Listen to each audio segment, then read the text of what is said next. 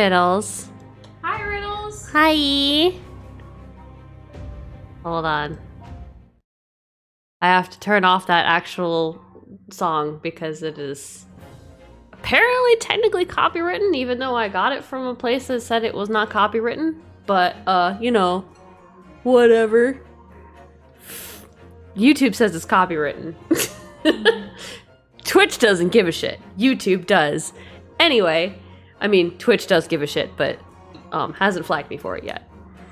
Anyway, we're doing some freaking early Ace Attorney stream. Early Ace Attorney stream.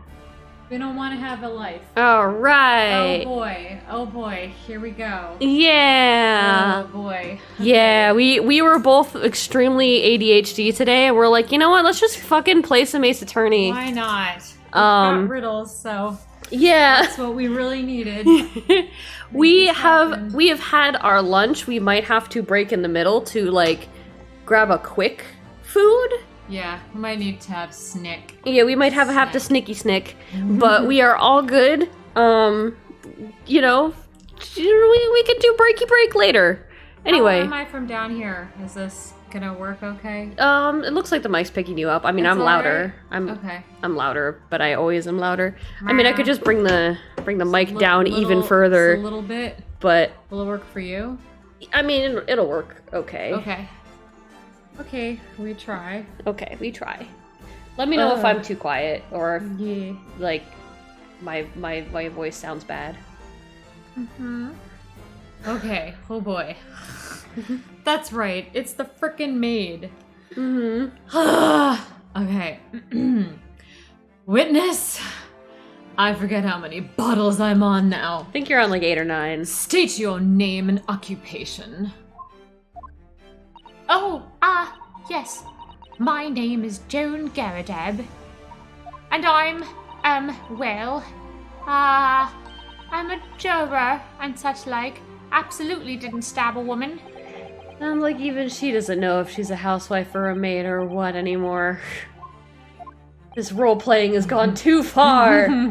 Yeah, she's now a witness because we're pretty sure that she threw the knife that ended up in the person's back. The court has decided your testimony is required in order to clarify matters in this case. Do you understand, madame? I'd like to pour this tea on your pants, but fine, my lord. You will tell the court everything that took place in your household on the evening in question. But when I say everything, certain events in the bedroom may be removed. You can omit that from your testimony. We were correct that the straights moved the body. You should definitely take a look at the last like half an hour of the last case. The straights did it. The straights did move the body. And our lovely Ryu-kun, he's feeling like an actual lawyer because now Van Zieks has thrown away his fucking like, you're an idiot and obviously nothing happened like you said, and is like, all right, now we are all in pursuit of the truth instead of trying to pin the blame on the one dude. So pursuing the truth is now his destiny. Truth. It's very romantic. Oh, no big headache. I'm so sorry, Riddles. I hope you're better. You know how he took his cape off in the beginning? I just like would like to see like a next level form where he takes his jacket off. Yeah. And he's just shirtless in the courtroom. Yes. It's like, oh, Mr. Van Zieks, but he still has the sash. Yes. And the pauldrons. Yes. And the gloves. He puts the gloves back on. I like it. I warn you, do not attempt to hide the truth like I'm hiding the truth of my chiseled jest. That's good, Riddles. Oh, dearie me. I think this is called being turned on. Uh-oh. Oh dear. No! Is that no? Chin up, Joni. Nothing to worry about now. Gah. Oh, I didn't know you were here, John. Finally, I can abuse you again. Oh, good God. It's because they can't have a single witness on the stand at one time. Right. Look at, oh God, no, it's more straights! More straights! No! Did we ask for this? He did not. He's just fucking here. He's just here, and we have to deal with it. Wasn't only you in the room that day, old thing, was it?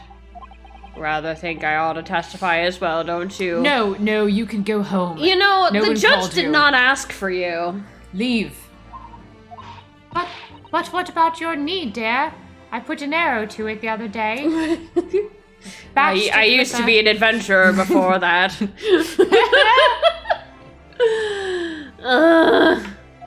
Don't you worry about that. Hardly notice it. I've got the other one after all.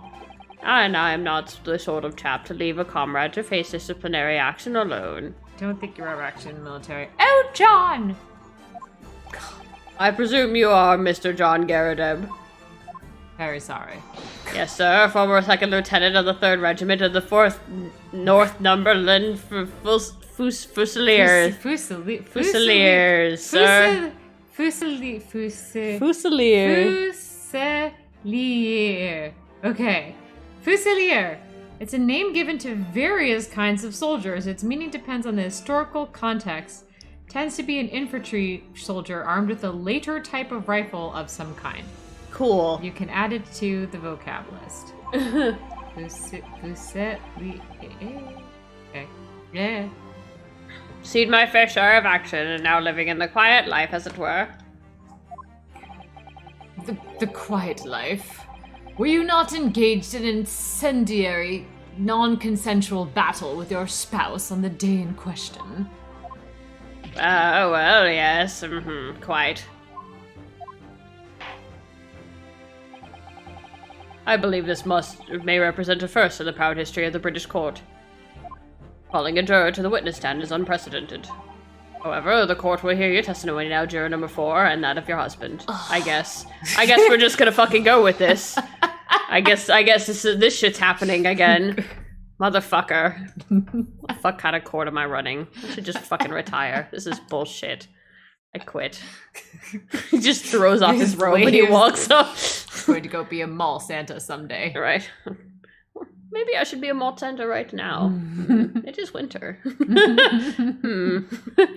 You'll recount clearly and concisely the events of your home at the time of the incident in question. He goes on to be a Dumbledore cosplayer. That book was not even invented yet. Sir, at once. I forgot I'm both of these old men. Son of a bitch. They have, like, it's kind of the same voice, but one's pitched down. Oh, God. Yes, on the day you're referring to, the wife and I did have a bit of a skirmish. Can't recall the reason now. Knocked a candlestick over and set fire to the carpet. Soon had it out, though, and got the window open. Let's bring Herlock to the stand. Right. Meanwhile, I was picking up whatever I could find to throw at him. Honestly, like, that would make this a lot Make Herlock testify. more interesting. I would really... I'm starting to lean into the theory that you have to defend Herlock in the next case. That would be pretty cool. The crime scene is in 221 Baker Street. Mm-hmm. The antagonist is a secret Moriarty who Kazuma has been trying to hunt down from Japan. Yeah. Needs his Ryukun to follow in his footsteps. And Plenty of knives around our place, Ketsy. I noticed if 1 or 2 went missing, I'm afraid. I really would suggest you remove the knives from your That place. ballet thing was in the victim's back really was one of ours. You'd have a job proving it, I think. Alright, well, we're gonna have to find the tip of the knife somewhere. Frickin' frick. Felt as though it was quite the battlefield in your household that evening. Although an entirely one-sided assault, it seems. Enemy caught us on the hop, sir. Had no choice but to dig in and take defensive measures.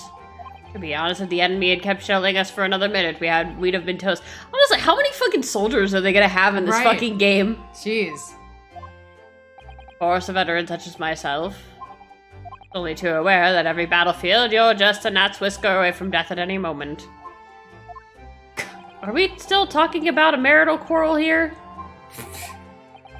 Well, I'm always a whisker away from I must death say in that my I'm marriage. dubious that this testimony will shed any light on the origins of this jackknife. I'm dubious too. Can we just cut to the chase? In combat, one's focus narrows such that surroundings are barely noticed, such as my combat with my learned friend. Excuse me. These witnesses may not be able to offer anything more than they have testified already. This may be a waste of our fucking time. Yeet! And Zieks may well be right. You know what? Can we go home?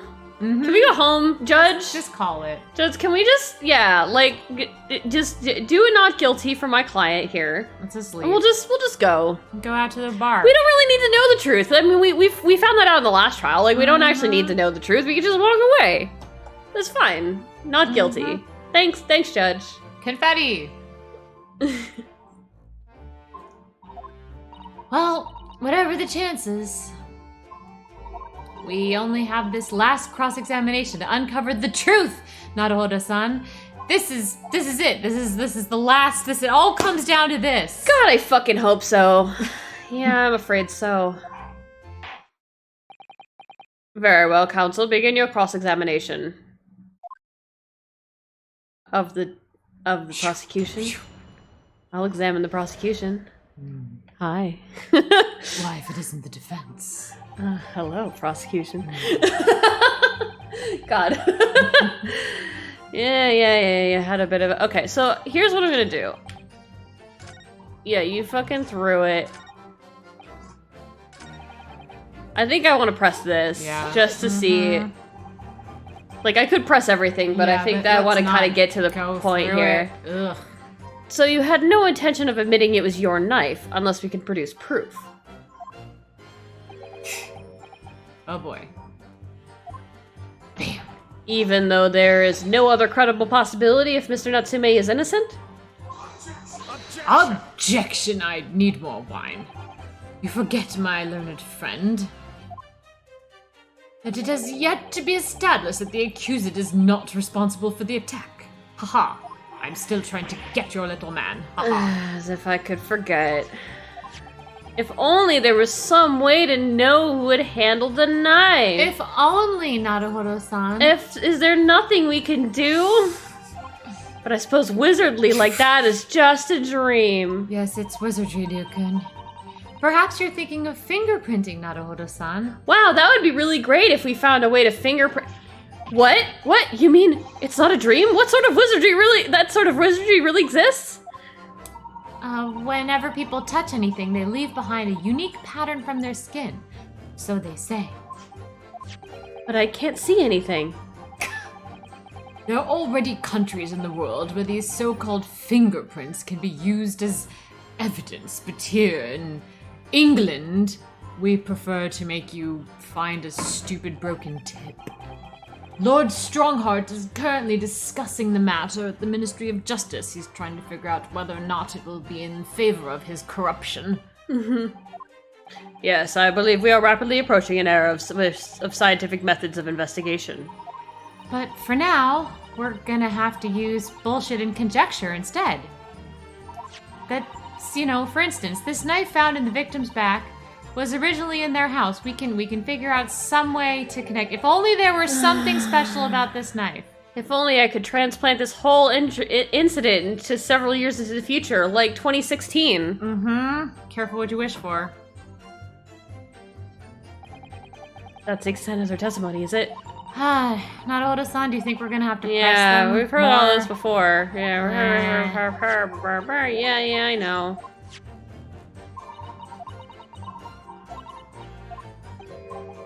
Okay. Must find the last crew. Is it the last piece of evidence? Liz, All right, really? cool. Liz? Let's press everything, because that's how it goes. The reason is you told us yesterday, I believe. That's right. Yes. It started because of a note that was tucked into the pages of a book belonging to Mr. Garadeb. A rather passionate note, in fact. It was pretty disturbingly passionate, and Herlock was looking at it a bit too much. Extremely horny. Meow. That's what they're going to call sexting someday? Meow. Meow. Meow. Meow. Meow. Thank you. Queen needed a chord. Yeah. She indicated this with a mew. I indicated this by pointing down at a pile of cords on the ground and meowing until my sweetie picked the right one. Meow. Meow. But Mrs. Garrett found the note, discovering her husband's little secret. Oh. And she gave him a mighty number of slaps across the face for it, too. Haha, spousal abuse. What a sordid state of affairs. Oh god, out of context, I love this. He's like, I could not bear being so straight. Ugh, heterosexuality. Hell on earth. Ugh. Having a wife. Ugh. I say, when a chap says he can't recall such things, it's common decency not to drag it all up. And besides, half of it was wide of the mark anyway. I don't like her pouring that. Mm-hmm. A likely story. These waters run very deep. And what transpired next after these multiple blows to the face? Just gloss over that as usual. Mm-hmm. We'll just gloss past the spousal abuse. And the fire also spread to some items of furniture, didn't it? The bookcase, my armchair, anything of mine really.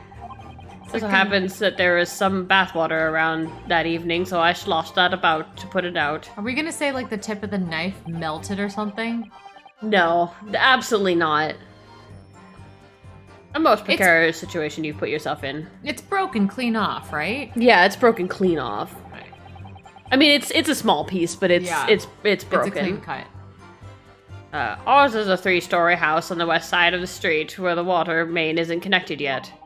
We have to draw water from a public water pump during the day if you need any, you see.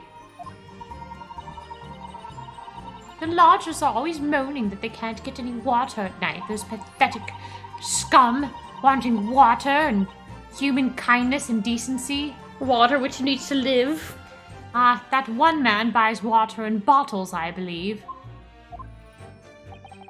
The defender, Mr. Natsume, you mean? Yes, he receives a stipend for his studies, you know, from his home country, and I forced him to spend it all on bottles of water. Can you imagine being able to brew a pot of tea at all hours? He's obviously very well off, so I may as well force him to just buy bottles of water. Have you actually seen the state of the man? And also, if he was well off, he wouldn't be lodging with you. No kidding. I believe he uses all of his income to buy books. Lots and lots of books. Well, anyway, the point is I was able to douse the fire with water, fortunately enough. Meanwhile... Yeah. I have to press all this stuff. So dumb. Even though the room was on fire. I love to throw things when the room is on fire. It's my favorite time to throw things. Throwing knives. Fire knives. It was more important to extinguish my anger than the flames. When a woman wants to throw, she must throw. I'd like to have a word with whoever wrote this dialogue. Seriously. Hello? That is most certainly not true of anything, Naruhodo-san. I'm going to start a feminist revolution now. England needs it. How did she know I was thinking that? So please cast your mind back and try to remember. Just look at how handsome he is when he has a thought. I know, and he's my favorite. I never get over it. Yeah, he just is like, he just looks so sultry and like, right. Was the knife among the items that you threw at your husband that day? I threw literally everything in the house at him, so I don't recall. If it was in the house, I probably threw it at him. I'm no monster. I just love to throw things and abuse my husband. A bread, a cabbage, garlic, a towel, a chair, a bed, Oh. Yeah. Got him going now. Yep. Excuse me. Excuse me, sir. Do you have something to add, sir?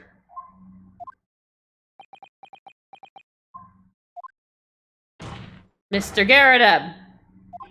No, don't shoot, sorry, I beg your pardon. Ugh. Did your wife's remark just now bring something to mind? That face. Mm-hmm. It's pretty Nothing good. of any significance, no. Just that the barrage of projectiles that the old thing launched in my direction was someone more solid than she implies. Books, bricks, the fire poker, I seem to recall. Hi, West! Yeah, his hair is extremely pointy. He's a very pointy man. Ouch.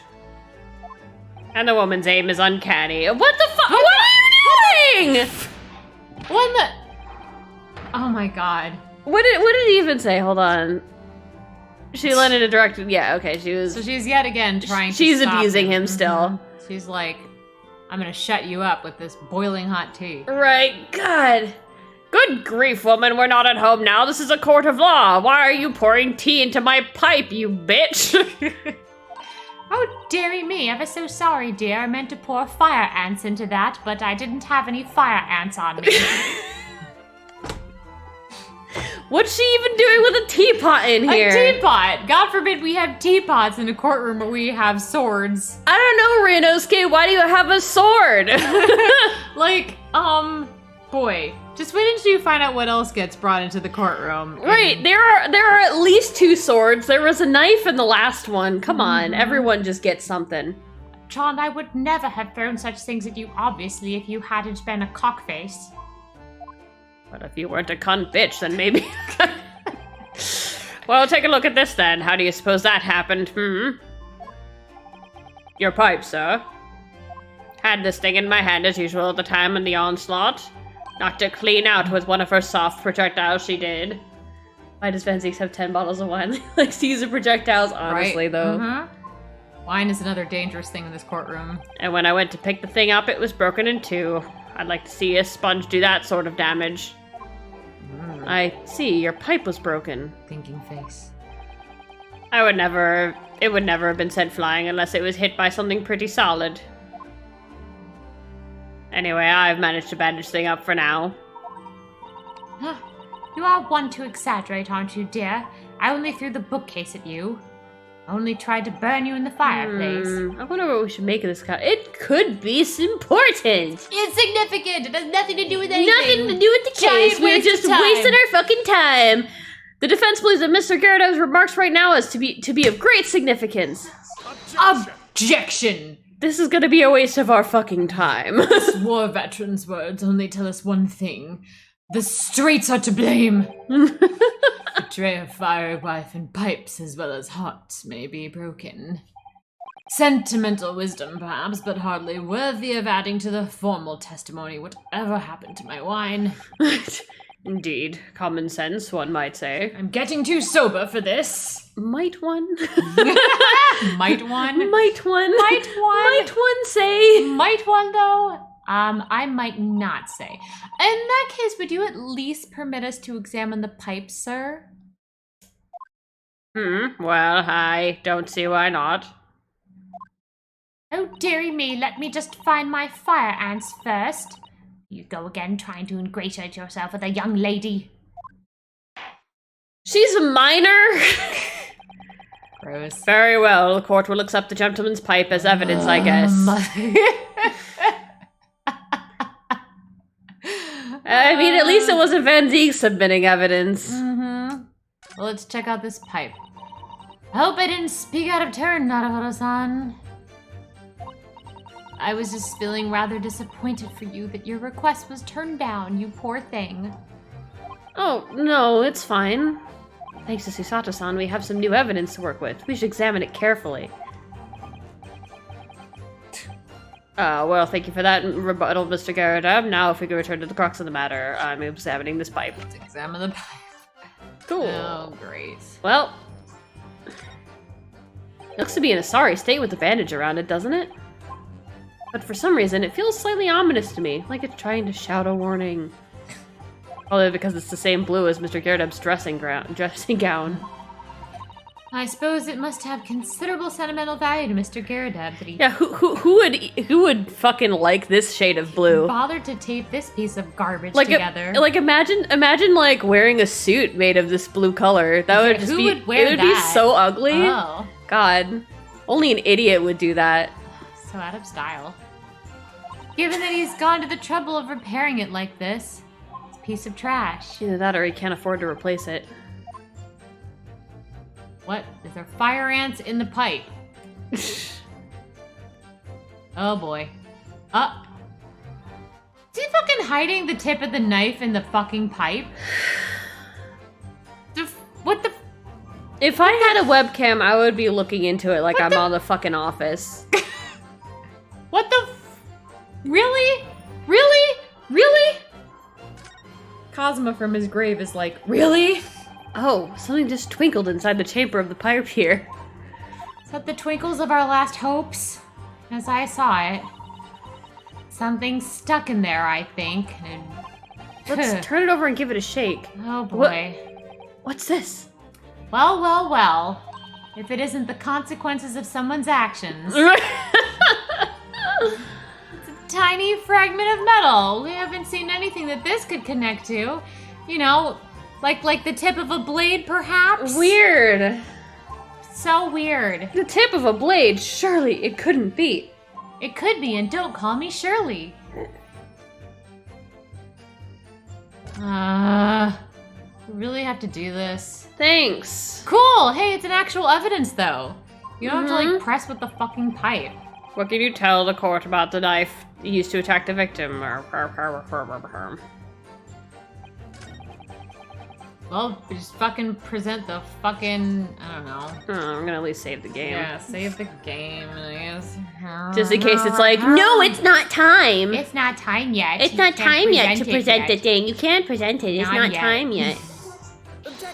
Ooh, Okay, it is it's time. time. Hooray! Bam! Mr. Garrideb, could I ask you to take a good look at this, please? It's not a photograph, but it should make you laugh regardless. You can ask, but I can't see a bally thing. You can't? Also, how are you still holding the evidence? Hold it a fucking second. He's been smoking that shit. Yeah, he said that shit in his mouth and shit.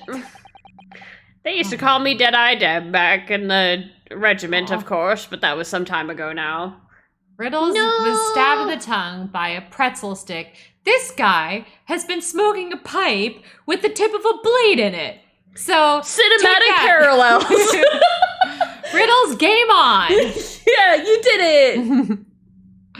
Yeah, But that even- facial expression is everything everyone feels about this Right. case right now.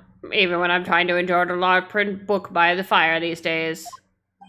I struggle to tell a B from a D and a P from a Q, to be honest. I think you just have dyslexia. Yep. So no shame on that. Oh, he does, dearie me. He can't tell if I've thrown a long-form book at him or a short novella. It's wearying being asked about every other letter and every other word. This is going to be a clue somehow. You must very dusty. You're so fucking funny, Ryunosuke. Oh my god, what a funny joke you made. You made it such a fucking funny joke. Oh, I can't wait to see what this was in Japanese. Yeah. Oh boy. What is that? A tiny scrap of metal. It's yours. Happy birthday. Thanks. I got you wine. Oh. Yes, almost certainly from the tip of a blade. I'll show you the tip of something. I always want to give you just the tip. Sorry.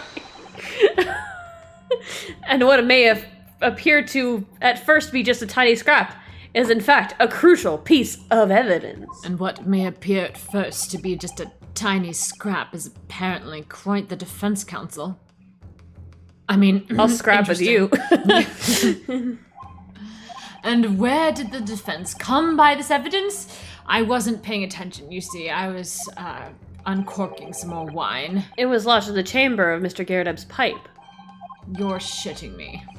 My pipe, you say? By Jove, I wonder how it got there. And what precisely does this fragment of metal signify, Counsel? Are you suggesting that it is in some way related to the matter of stabbing on Briar Road? You better be able to present some evidence to prove this, dude. You really have to hype yourself up for this. I am.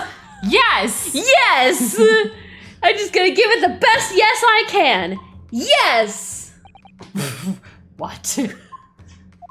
When put together with another piece of evidence already in the court record, I believe this tiny fragment of metal will unravel the truth of this case, my lord. They're really trying to engage me in this, aren't they? Put it together with the book receipt. Is it gonna be a mini game where I have to slot it in? Yes, you have to slot it into the knife.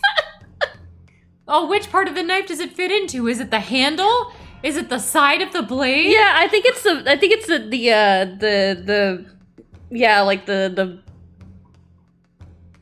edge, the edge of the blade. Just slide it in there. You have to actually open the blade to get to the tip. You have to open it.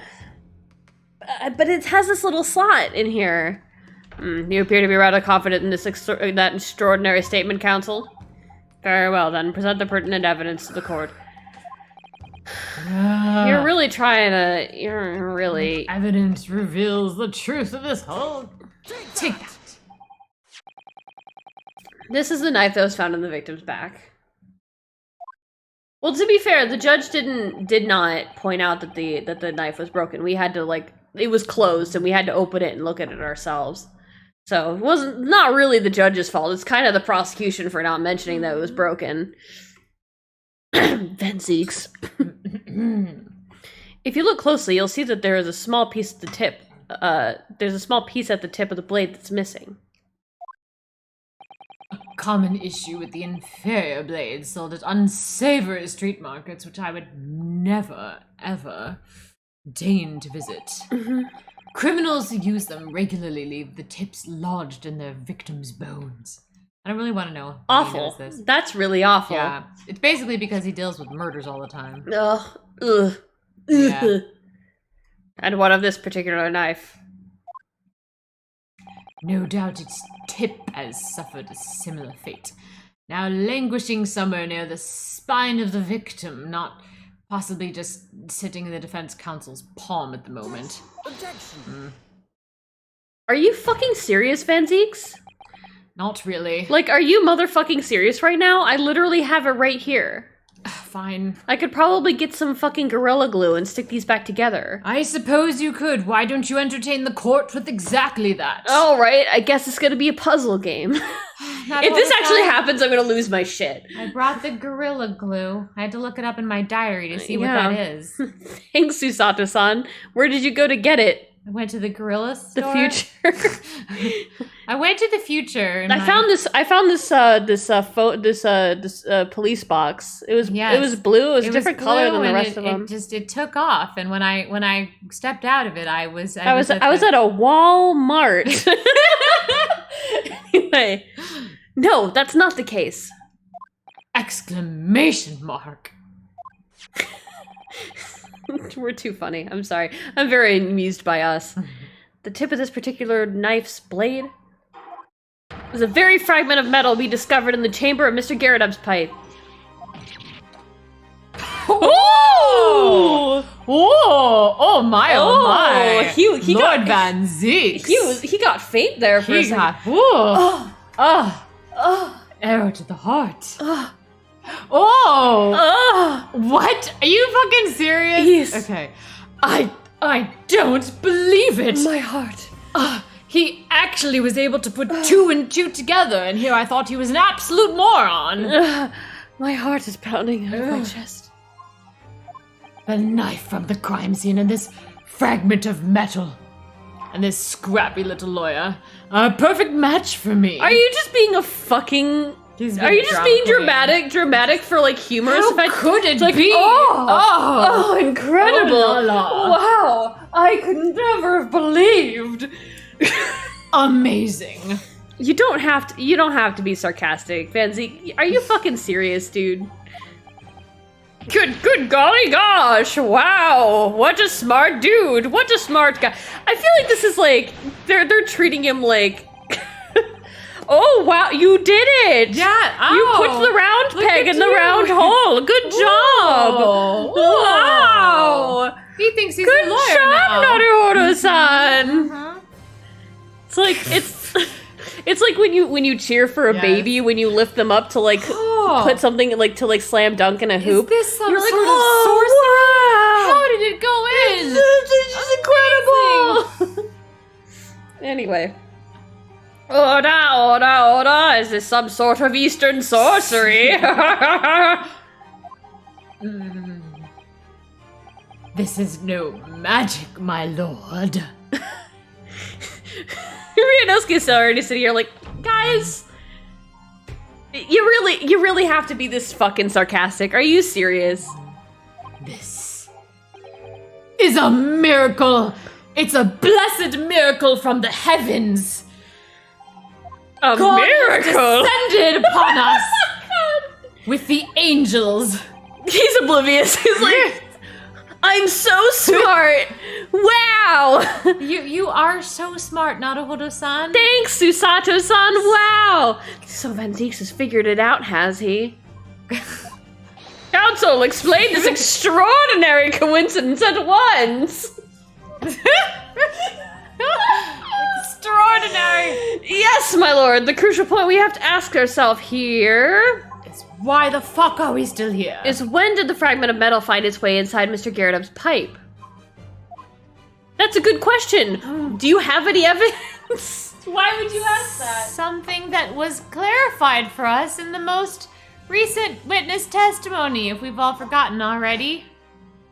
We've forgotten? Had to sing in my hand as usual at the time of the onslaught. Knocked it clean out with one of her soft projectiles, she did, yes. I would have never been sent flying unless it was hit by something pretty solid. Oh boy. She's gonna drop that teapot. Oh dearie me. During the argument between these two that occurred just as the victim was on the pavement below, Mrs. Garrett flung this knife at her husband. Christ. Which, like, what the fuck, Mrs. Garrett? Yeah, what the fuck? Like, this Hey, like, whole why the entire fuck case, did you... Why the fuck... Come on. This is all revolving around just a really fucked up. Yeah, and for some reason I needed to look through some papers to say that sentence. I needed to go back to the record. According to the court record. However, the knife missed Mr. Garredeb, instead striking the pipe in his hand at the time. Which caused the tip to break off, of course. Good lord. Yes, and that's when the tiny tip of the blade found its way inside Mr. Garredeb's pipe. Oh, that's when the tiny The chances of that are 1,000,000 to 1. And yet there's no credible explanation for how the tip of the blade ended up in your pipe. Then, after losing its tip, the knife ricocheted off the pipe and flew out the open window. You're turning into real Phoenix Wright right here. You Wow. really are. Yeah. Incredible. Do you want to draw a diagram? Would you like to mark an X where the tip ricocheted off the pipe? You want me to draw a tip? Just show me where the tip was and where it went. Okay, do you have like an anatomical figure I can show? Anyway. Give me another bottle of wine and I might. Yeah. Oh yes, a knife-proof pipe. That's what they need in the future. Just knife-proofing. Yeah, knife proofing. Exactly. Why haven't I invented that yet? All of my pipes nowadays are knife proof. I just came back from the Walmart with a knife-proof pipe. It's also bulletproof. I wonder why it needed to be. Right. The times Mrs. have Garredeb changed. has shot her husband. Mrs. Garredeb today would be like, Oh, you know how it is. I just threw the gun, and it discharged, and it ricocheted off the window and hit the woman below me on the street. God. When a woman's angry, she just takes out her AK-47. Right. This knife, sorry, this knife. God, hello, I had something in my throat there. This knife, which fell from the window of the Garredeb's house. "Whoa!" It's every time that happens, we're like, ooh, ah. fancy. He could do that over anything. I love how dramatic it is. Yep. It's the very same knife that struck the victim in the middle of the back on the street below. Oh my, oh dear, Hey, Joan. oh. You fucking stabbed a woman. No. She's on a box. She is, she's on the box. Also, is the back of his road is fucking brown, like it's soiled. That's so gross. You. A full-bodied theory, I'll give you that. Do you have to put it like that, Mr. Van Zieks? With undertones of UST. Exclamation mark. Exclamation mark. This is the exclamation mark of horniness.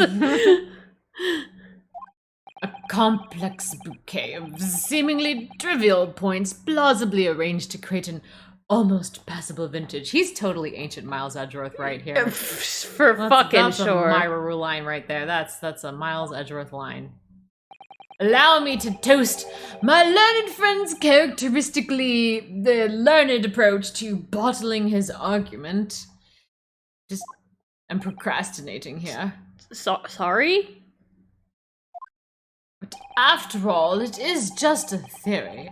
The bottle, I fear, is corked. I'll cork your bottle. You might. Because you see... Oh!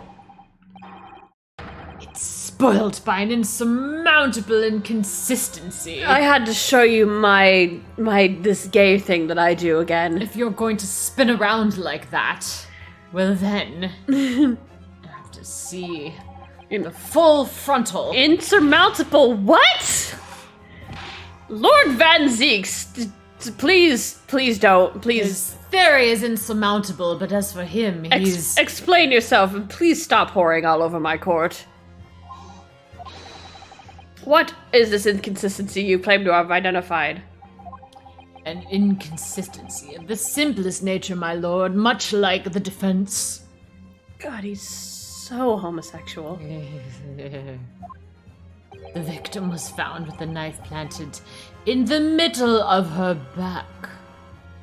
Didn't we already talk about her bending over to pick up the book? I don't even know. Yeah, in her... Oh god, seriously? Really? No, God, this poor man. Right, you silly little man. Now, Joan, old thing, what are you getting so excited about? Let us consider the basic facts of the case once more. Because I just need more wine. The victim was walking along the pavement before being stabbed in the back and falling to the ground. So she was stabbed in the back from the window, I suppose. The knife that had struck her had fallen from above. She would have been stabbed in the hat. You don't see her being stabbed in the hat, do you? There's no possible way it could have planted itself into the victim's back. Unless she was bending over to pick up the book. Yeah, Riddles, I think you said that exactly. Exactly as I was saying this. I just want to make my learned friend talk about how she had to bend over. Picking up the fucking book. How? What posture would she have had to have been to have had a knife fallen into her back? Why don't you demonstrate, my learned friend? This is like the scene in, do you remember the scene in Dual Destinies where Athena's like, Apollo, tie me up! Yes!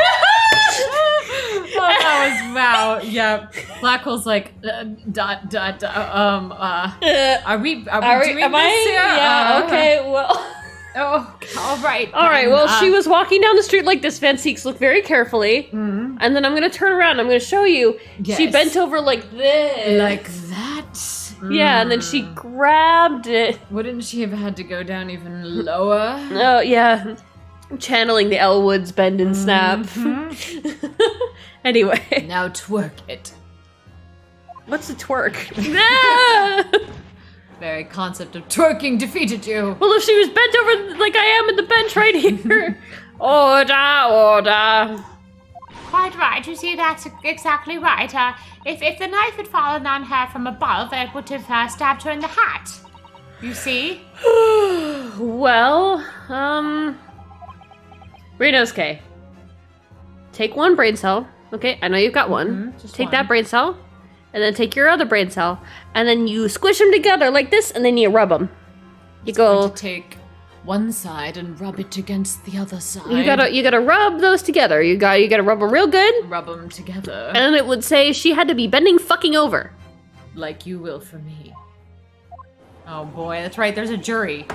I forgot there was a frickin' jury. Oh, seriously? Don't even do this. Don't go there. I swear to God, if they fucking change their opinions, I just can't. No, the defense has not made a spectacular blunder. It appears the defense has made a rather spectacular blunder. No, the defense did not.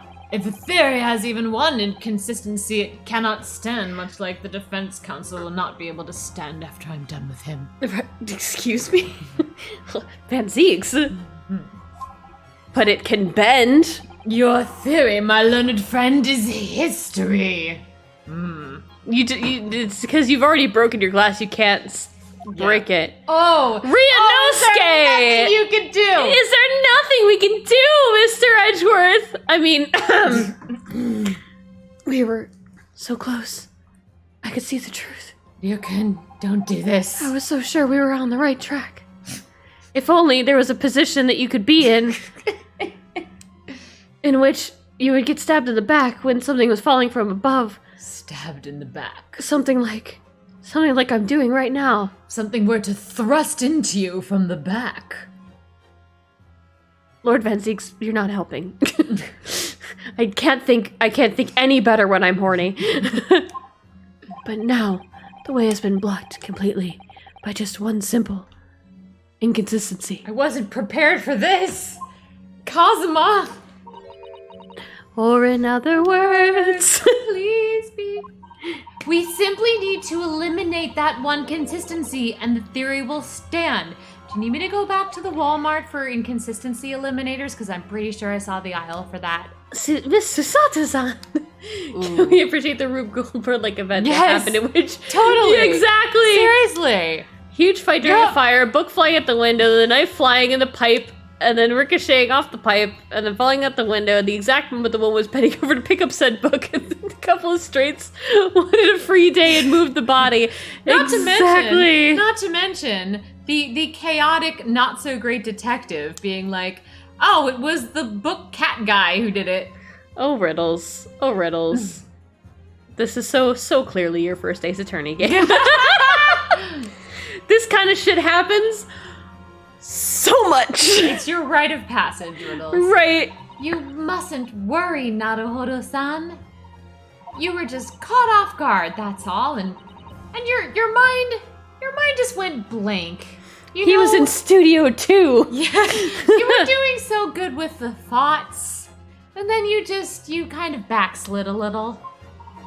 But if the path you were on is indeed correct, then a way will present itself. It seems like that way is heading right towards Van Zieks in a way that I need to not be involved in because I'm a minor, but the key to this is in the court record. I'm sure all the information you need is in there. Exclamation mark! It seems you have nothing to say, my learned friend. Just made you too horny. Your silence speaks volumes. It's very gay silence, thank you. A tacit acceptance that your theory is fatally flawed. I don't know if you've noticed, but I was just having a conversation with my judicial assistant. It was very silent to me. Objection. What? Objection. Kazuma's objected. I'm objecting to the bench. I totally missed what I said. It means I need to sharpen my mind and dig deeper for the truth. Dig deeper. Ooh, it's a test. It's a test. Yeah. All right, what did he actually say? It doesn't mean I was on the wrong track. Okay. Yes! The knife fell on the victim from above. If the knife fell on the victim from above, there's no way that it could have hit her in the middle of the back. Unless... Under normal circumstances, that is. Oh, he's got the sexy Kazuma pose now. Lord Van Zieks. What are you implying? Counsel, please stop flirting with the defense. I just wanted to make him touch his sword. In front of you? How lewd. There's a piece of evidence in the court record that can explain this inconsistency.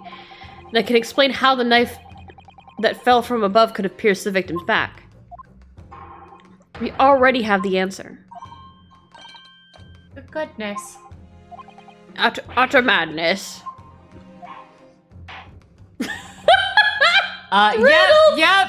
Yep. Riddles has it. Oh, God. If it was you and Cosmo on the street, what position would you'd be in? That's how the knife fell in the back. Incredible. Just think of what position I would put you in, dear Ken. I would be on my back. I don't understand. It would stab me in the chest. Surely this must be the last time. God, please kill me. The victim was found with her arms tied above her head. Excuse me? Counsel, Counsel, for the love of God. The victim was found in a wardrobe. Please. Shoved in a wardrobe. This last inconsistency, the final piece in the puzzle. It's the final piece. The truth will be laid bare at last. Yeah, it's murder cone time. If I can successfully make sense of this, the truth will be laid bare at last, and then I can be laid bare. At last. At last. Oh boy. It's either going to be the book or like the picture of the lady. So I'm gonna save. Even if I get it wrong, I'm probably not gonna reload.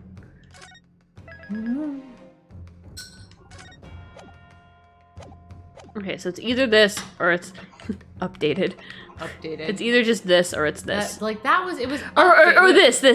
this one. Yeah, let's see. Take that! This, the fourth book found at the scene, is the final piece of evidence the defense will present. I fucking hope so! It better fucking be!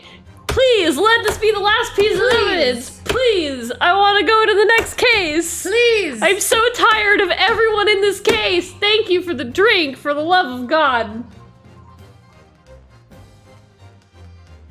Ooh, Are you drinking, sweetie? Time. Oh, drinky drink. Wow. I'm definitely drinking.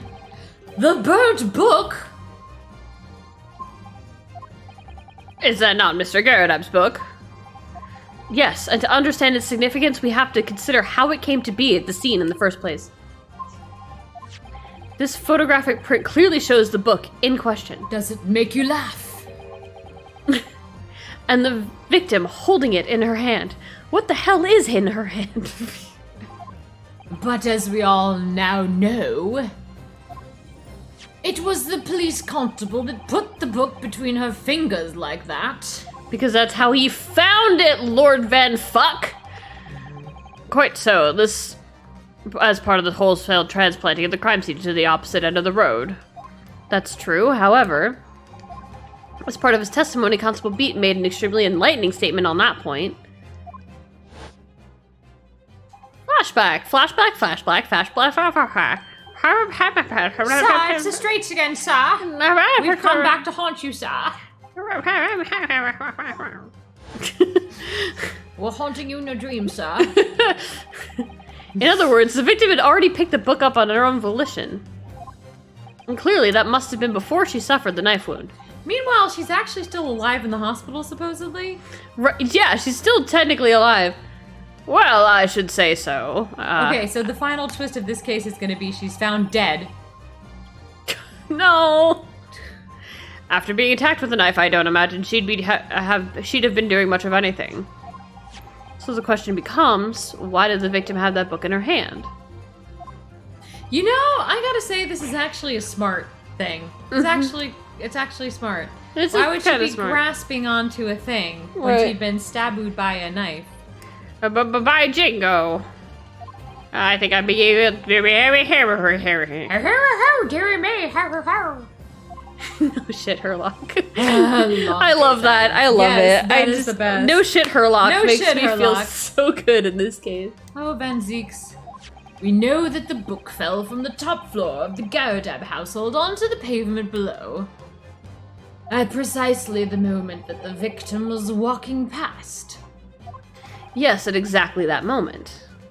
The young woman was walking along the street in the light fog when all of a sudden a book fell right in front of her. Did you say in the light fog? It's a slip of the tongue. Light or heavy? Which way do you prefer? I'm in the middle of a court procedure, my friend. The book that I threw. Yes, Mrs. Garrett. What do you think the woman did? What would you do if you were walking along and suddenly a book landed in front of you on the pavement? Why, I'd throw it at my husband, of course. Really can't imagine it. I can't imagine books being anywhere except being thrown at my husband's face. And I suppose she might have reached down. Oh, look at the poor woman. No. Oh, no. I hope she lives. I hope she lives too. Oh. Yes, that is exactly what the woman in fact did. She picked up the book. Okay, so, chaotic theory. Is the juror all along? So the woman turned into an old man and joined the jury. She's in disguise, pretending like she knows nothing. Oh, heavens. And when the woman reached down to pick up the fallen book up, She looks like a sweet person. what position would her back have been in? Oh, she's so cute. That's right, facing the sky, completely and utterly defenseless. Rule number 1, never turn your back on a knife. And then, in the very moment, while the woman was still bent over, picking up the book.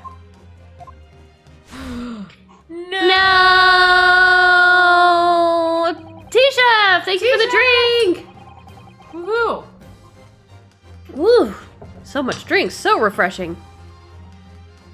Oh, I totally missed that. She got stabbed. Stabu. And at the same time, walking by chance directly behind Mrs. Green was the defendant, Mr. Sasaki Natsume. His day was just, man. Yeah, he what was a- just walking what a along. day. Oh, Tisha, no worries, no worries. We love you anyway. I know we've been pretty late in starting the Yeah, stream, we've so had streams at random times. don't even worry about it. Well, I never. It appeared to Mr. Natsume that the woman simply collapsed on the floor. That's true. She flings a book, which leads the woman to be bending down at the time that she flings a knife. Right? Oh my god. Like, one thing happened to be totally harmless, and the next thing happened to be a fucking weapon. In the dark and fog, he didn't see the knife falling on her from above. That's unintentionally very sexy when he holds a sword like that. Right? It's like, he didn't in the dark and the fog. And from the other direction, this is the stupidest bullshit I've ever heard. Oh no, I just had the worst thought. Oh no, what? Okay, so you know how he's the Reaper of the Bailey, right? Yes. And so our last defendant died from a Yeah. fire. Right. Mm-hmm. What if Mr. Natsume dies because of his carbon monoxide poisoning shortly after the trial? That could definitely happen. Oh god, that could definitely happen. I don't like it. No, I don't No. like it, but there's someone's gonna die at the end of this trial. Oh, it's cute. Oh. It's a doggy. Oh, look at that. It's a doggy. Aw. I'm pretty. Do I have any other cute animals as my emotes? I'm pretty sure I have Bagel. I've got Bagel. Meow. I've got a horse. I've got the. I mean, of course, Honk. I've got. Honk. Honk. Oh, I've got Ren's cat. I've got this deer butt. Honk. Was that a ghost? Is that a ghost? Scroll down. Yeah. What is this? Oh, yes, Luina's It's a ghost. boo. Yeah. All right, here's all the animals I have. Ben Zieks is just standing there like, what are you even doing, player? Eyes here. Right, hello. Did you read that line? I don't even care. All right. Anyway, moving along. So there never was a real culprit from the scene in the first place. This actually also goes along with the theory that like all of these cases are totally unsatisfying. Right, yeah, it was like totally No an one accident and actually completely really senseless. Tried to murder anybody exactly. Yeah, also, we could probably convict her for for spousal abuse. Yeah, can we convict her for that? Yeah, nature's emotes. Oh, Yeah, they're so cute. Coot. Bam. No. This was nothing more than a series of unlikely events that culminated into an unfortunate accident. That's your new anime title right there. Yeah. A series of unlikely events that culminated in an unfortunate accident, Chan. Yeah. And that is the real truth behind this case. Ooh. Extremely unsatisfying, just like everything. Yeah, look at that. Yay! T-Chef and I have a lot of the same emotes. Oh, jeez. Oh, look at how the sword pokes up there. Yeah. Yeah. Well, Mr. and Mrs. Garrett, You're gonna drop the tea. Very first time you showed me that knife, I had my suspicions. wow, nice of you to fucking say something about it. Wondered if perhaps it might have been something like that. There, old bean. Poor Mrs. Garridab. You know, I don't really feel bad for her at all. Poor Mrs. Garridab. Of course, I never meant for anything of the sort to happen. I just meant to throw the knife at my husband. Right, I only meant for him to get hurt by It was all it. my fault, wasn't it? I was trying to stab the man I married. I unfortunately stabbed an innocent woman outside when I was aiming for the head of this asshole right next to me, you see. Haha. I take full responsibility for my murderous rages that were directed at my husband. I let my anger get the better of me. I threw that book, and I threw the knife as well. Good God. You have wasted a bunch of our time, Miss Garridab. John, dear. It's alright, I know. We're getting a divorce. I'm ever so sorry. I'm going to spill tea on your nuts again. Sorry. He died. You can't. Oh, jeez. God, this poor Really? man. Good lord, that's disturbing. The whole jury's like, We don't want to look at that. And they're all like, What are our plans this weekend? Our plans this weekend are to have no plans this weekend. Lord Van Zieks, what news of Mrs. Garridab? She's been taken to the infirmary. It would appear that today's events had left her in an especially flustered state. Also, she's going to be arrested for spousal abuse once we have a law against that. I believe she will recover in due course. Is the Genshin thing over? Is it the limited event? Is it over yet?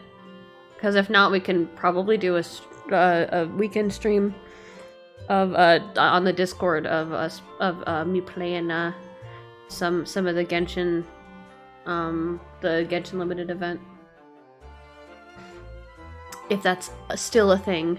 I forgot how long it goes. There's like 1 day or maybe 2. Okay, well, we can think about doing that tomorrow. Yes, unbeknownst to themselves, they caused what could have easily been a terrible tragedy.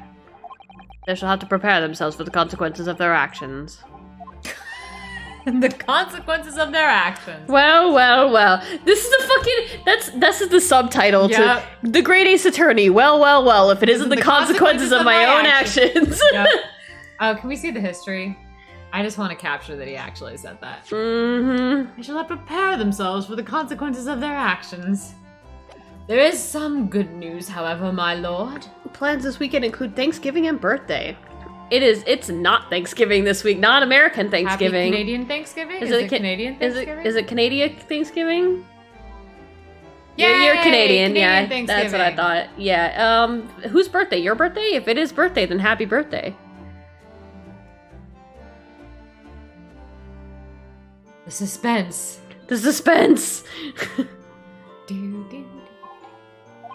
Yes, the good news is I've picked up a new Your boyfriend. birthday on Thanksgiving. God, What? T-Chef. Wow. You should message me your Steam name Aw. for funsies. You know, for reasons. What's your next holiday, Riddles? Her condition is improving steadily, and the doctor believes she will regain consciousness soon, unfortunately. Have to deal with her again. So, Thanksgiving's Jean Riddles is basically what used to be basically dating back somewhat like of a harvest festival where, like, you know, when fall comes and it's kind of like the end of fall and everything comes to harvest, you know, you reap it all up and then you put it all together, you make this big ass meal, and then you give your thanks for how thankful you are that there's so much food. You reap it. For the harvest. Reap the harvest. There's probably some fucking, you know, there's some stupid like they tried to tie it in with the story of the Native Americans in the US, and it's all very stupid and it's not actually true. Colonialist bullshit. Mm-hmm. German Independence Day. Nobody celebrates it. Yeah. All right. We're not even playing this game anymore. Right. We're talking about Thanksgiving. It's strange. We've been talking about the victim all this time, but we've never once met her. If she's supposedly actually still alive, you know. You can. How wonderful. The woman is out of danger, it seems. Unless she fucking dies after in her coma. Yes, that is good news. So, Mr. Sasaki Natsume. I've been here all this time. Yes. I mean, it's not really a colonizer holiday. It just has a stupid colonizer story behind it. A real colonizer holiday would be Columbus Day. Yeah, that's about to happen. Yeah. Turn that into Indigenous Peoples Day, though, so. Yeah. We were kind of trying to pivot there, yeah. Moving on. This was you. Yes, sir. Yes. On behalf of my fellow countrymen, I would like to take this opportunity to beg your pardon, sir. We'd like to, you need to say, apologize to the entire nation of Japan, please. Right. You're all very racist. Yeah, he does get a holiday. He's an idiot. Lots of racist shit has had holidays and celebrations here in this don't even worry about it. It's just normal. Speaking of racism. Right. You came from your distant, tiny ass fucking island country to study our great large island country here in Great Britain. You came to study our great British baking. Yes. You came from your lowly country to our great British bake-off and have been repaid with immeasurable unkindness. Please accept our heartfelt apologies. No. That's a great response. Yeah. Just like, gay silence. Like kind of gay silence.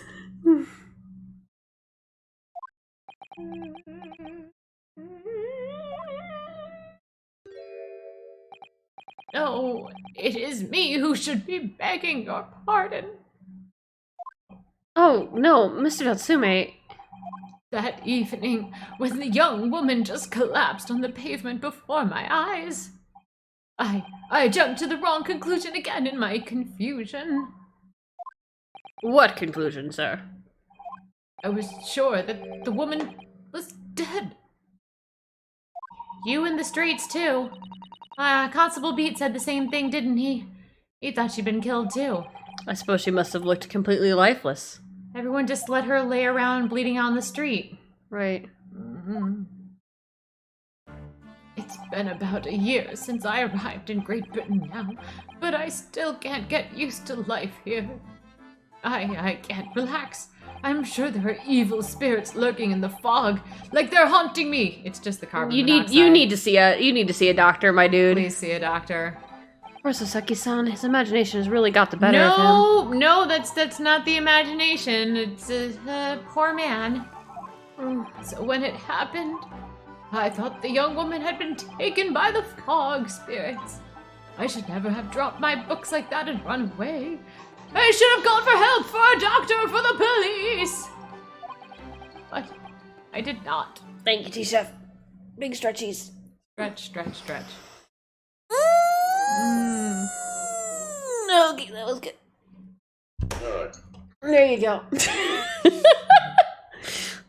Big stretch and then the nut. Instead, I've managed to create a rift in the relationship of trust between our two empires. Good grief. Wow, if it's that fragile. You know, though, I mean, at the time, we are talking about the first time that Japan was actually interacting with other nations on a grand scale in 3 centuries, so... True. It's understandable that they all feel the pressure of, like, I'm representing the entirety of my country. Mm-hmm. Everything rests on me. Mm-hmm. I'm truly sorry. Gay silence. Are we gonna have confetti, though? Confetti? One could indeed say that some sort of mischievous spirit has been at work here, I think. The mischievous spirit of carbon monoxide. One that created a chain of unfortunate mishaps. My favorite book series. Unfortunate mishaps. We were befooled by this spirit and led to false conclusions. God damn you, carbon monoxide. But thanks to carbon monoxide and Lord Van Zieks and our young lawyer here from the east and fresh air, honestly. That chain has now been broken and the spirit is exorcised. You should really see a doctor. Are we in a courtroom or a church?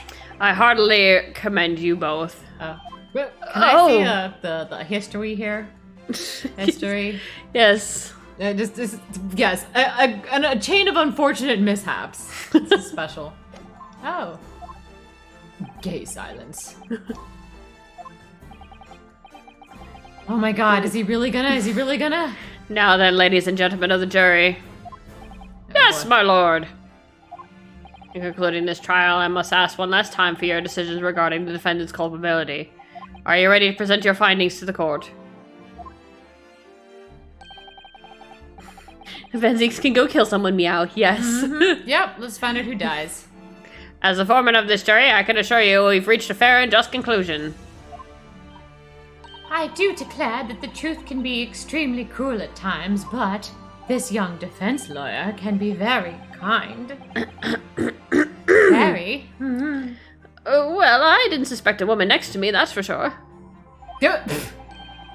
Sitting in for the old bean while she's out of action, you know, but I know what her decision would be.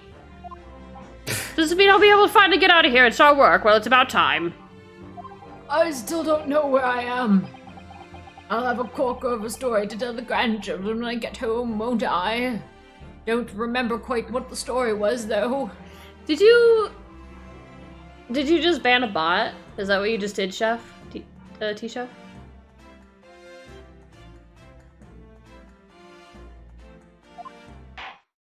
Very well, ladies and gentlemen of the jury. I hereby demand your final decisions. 2 bots? Okay. Yeah, it happens. Mr. Foreman. Not guilty. But I'm guilty of liking a certain defense counsel. Right. Not guilty. Not guilty. Yay! We made it through this fucking trial. Yay! Betty? I did get a bot. Mm-hmm. I added a command to my bot to try to like filter some of them. So if you have like a list of known bots, I can actually add it to the list and just auto ban all of them. So very well, Mr. Soseki Natsume, I hereby pronounce you Man and man. Yay!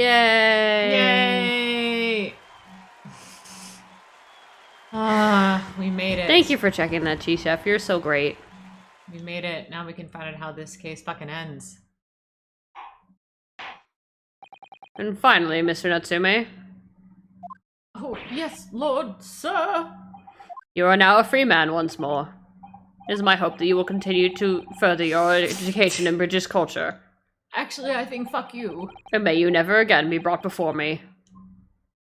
Stay out of trouble, you see. Oh, yes, sir, of course. On my life. I swear I'll never set foot in a courtroom again. I'm transported to tears. Wow. The active voice, thank you. That would be really great. Because there's like a Word document that I can stick them all in and then just run a command and auto ban all of them. Thank you, councils. Court is adjourned. Oh boy. Oh boy. Brayson. Neat. Thanks, T-Chef.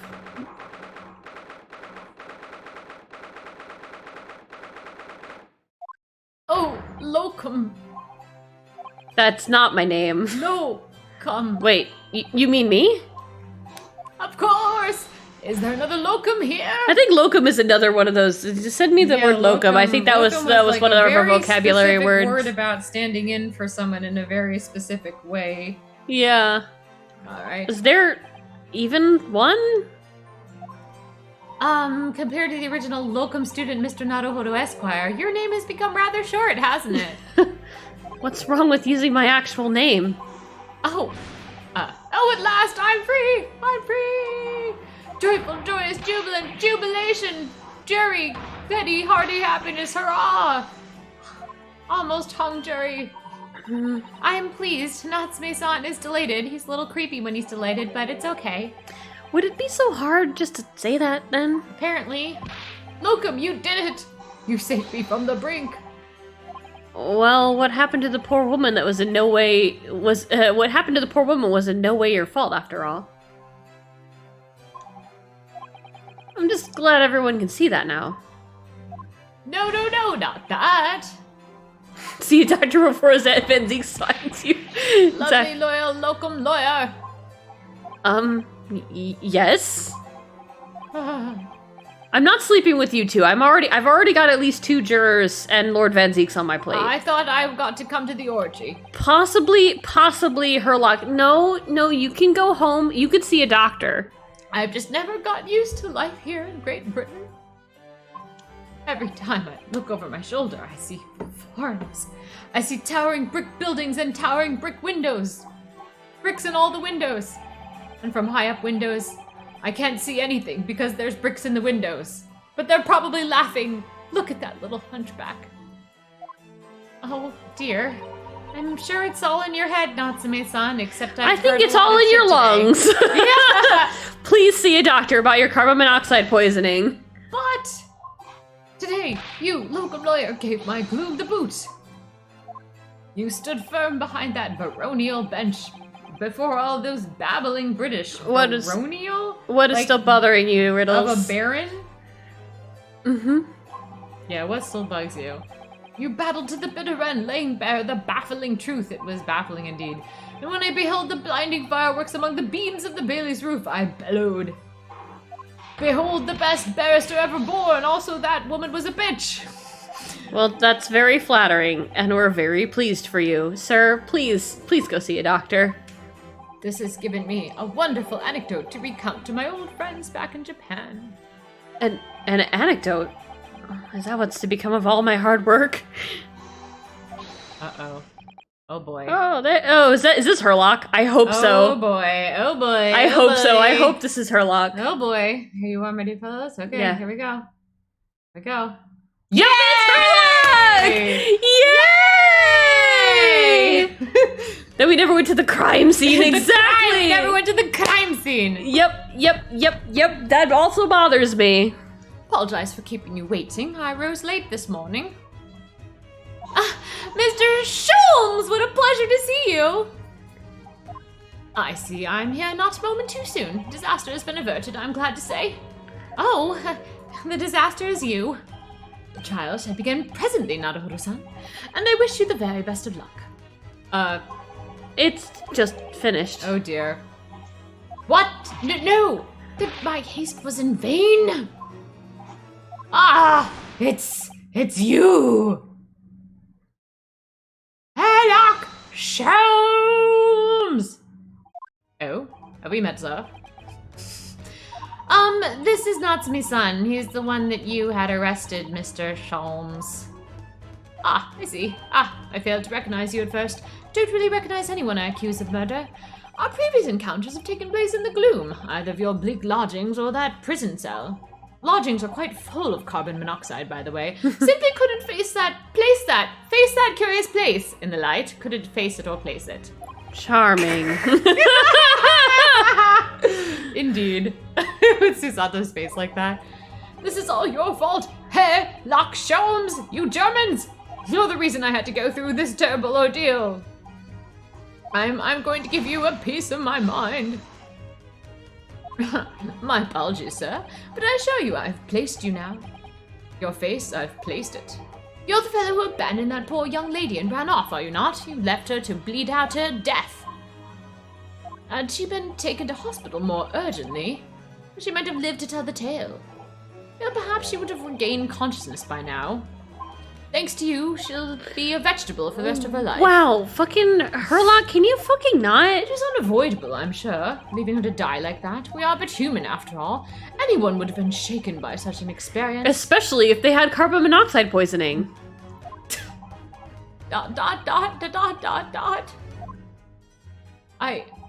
I do feel very badly about how I behaved. Oh, the gloom is returning for me. Well, never mind. I've just destroyed your soul. Now then, what was it that you wanted to say to me, sir? Nothing. I've ruined you. Priceless. Oh, I am sorry, really, but that was quite priceless indeed. Seki-san. Motherfucker, He's just been fucking, like, jerked around by fucking...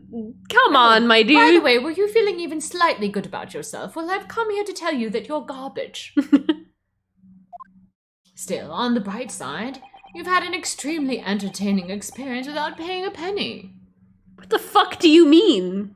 And it would seem you were not even found guilty. But there is no bright side. No, not at all. It's actually all gloom and doom for you, my friend. Also, you're going to die of carbon monoxide poisoning. Whatever do you mean, Natsume-san? Also, Mr. Sholmes, could you take it down a notch?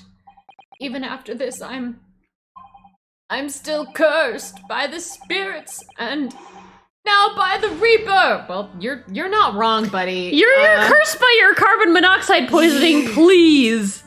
Lord Van Zieks. I haven't forgotten, you know, what facing that man in court means. Even if you're found not guilty, you're still doomed. Go see a doctor. Go see a doctor, or let's get you on a steamship. We're gonna get you out of here, Natsume-san, like right now. You need a lot of fresh air and a lot of treatment. Is there treatment for carbon? Do you just have to get fresh air, or do you have to get treated? You can get treated. You do get treated. Do you have to get treated, or can you just like... I'm pretty sure you do have to get treated in some way. Okay. Because it is poisoning, so. That's true. Alright. It's gonna be alright. We're gonna get you the fuck out of this country. If the Reaper appears trying to make trouble, then Mr. Sholmes will protect you! Won't he? Why are you throwing me? What the fuck, Susato? With a perfectly executed Susato takedown, I will take down any man who does not protect you from the Reaper. For example... Much as I like being turned on my head, a bit of warning might be nice next time. I really like being on my back, but could you please tell me before you do it? God, this guy is such a bottom. Such a bottom. He has to prove it over and over. And so, just like that. And then I got back up.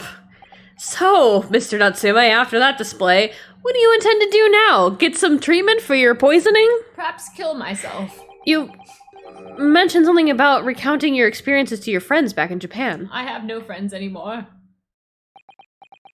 Thank you, D-Chef. I intend to return to my homeland soon. After you get treated for carbon monoxide poisoning? Do you get killed by the curse of the Reaper? You gotta get some blood treatment for carbon monoxide poisoning because the stuff attaches to your blood like Gorilla Glue and makes it impossible for the blood to transport your oxygen. Oh. Mm-hmm. Yeah. Gotta go to the Walmart, get that blood treatment. Next to the Walmart. The combination Walmart and hardware hospital. Oh, yes. I was gonna say pharmacy, but that's actually a thing. Yep, it is. Anyway. All right. Oh, that's probably a good idea. How about soon meeting now? How about you go now? I mean, you should probably get hospital treatment here, though. It has already been a year since I arrived here in Great Britain. I visited universities, libraries, bookshops. I've been honored with the tutelage of professors. I've learned so much about the wealth of literature here in the city has shaped. And I've come to realize that it is my calling to sail home and tell my fellow countrymen about it. Yeah, you should go now. I've booked you a ticket. That's very touching, Natsume-san. You're gonna get on the ship right now. Now. Right. Oh, in perhaps less veiled terms, you would like to leave before you die. You wish to withdraw halfway around the world to escape the terror of the Reaper's curse. You see, spot on. That's not it at all! The more I learn of literature, the more this strange feeling claws at my insides that I'm being slowly poisoned. I feel compelled to return to my roots and attempt to pen a work of my own. Oh, I see. A work of literature by Saseki-san could be an interesting read. I mean, I guess they can't kill him off Can because he you does have to Google go- something for me? Yeah. Can you Google if Saseki Natsume died of carbon monoxide poisoning? We're almost done with this case, then I can Google for you. But, I mean, I can tell you that he does go on to write the famous novel Kokoro, and they're suggesting that he's just gonna... Yeah. So, I'm gonna guess he doesn't actually die? Not right away, anyway. Yeah. I will Google it as soon as we get confidently all the way to their side of this case. What about Mr. Sato and yourself, Mr. Naruhodo? You going to come out with me to dinner again? Trout, perhaps? Sorry? What about us? Will you return to Japan alongside your mustachioed compatriot, or you'll stay by my side? Why would we? A week has not yet passed since we arrived in London. And only now does it feel as though we have finally found our feet in this fucked up country of yours. Yeah, see, they're down there. You are accommodated in a hotel at present, are you not? That's right, but we need to find lodgings before it bankrupts us. Well, why don't you just move in with me then? I've calculated we can only afford another 10 nights before our entire budget is exhausted. Well then, you could take my... No! Hard pass on that do one. That. No! The hardest pass on that one. Do not take the... Oh, no. the windowless room. Yeah, let's not take that lodging, okay? But what it lacks in windows, it more than makes up for with mold and cat litter and gasoline. Great. And of course, I'd be happy to leave behind the accursed evil spirit. No, you can have take that with you. You can take that with you. You'll have It's the fine. Evil spirit. Oh my, an evil spirit. Sounds great. Let's stay there. Oh yes. It tries to suffocate you while you sleep. It's an infallible wake-up call. That I'm pretty sure it's just carbon monoxide poisoning. We'll think about it if that's all right. Perhaps I can offer a more welcome alternative. Move in with me. Would you consider taking lodgings with me?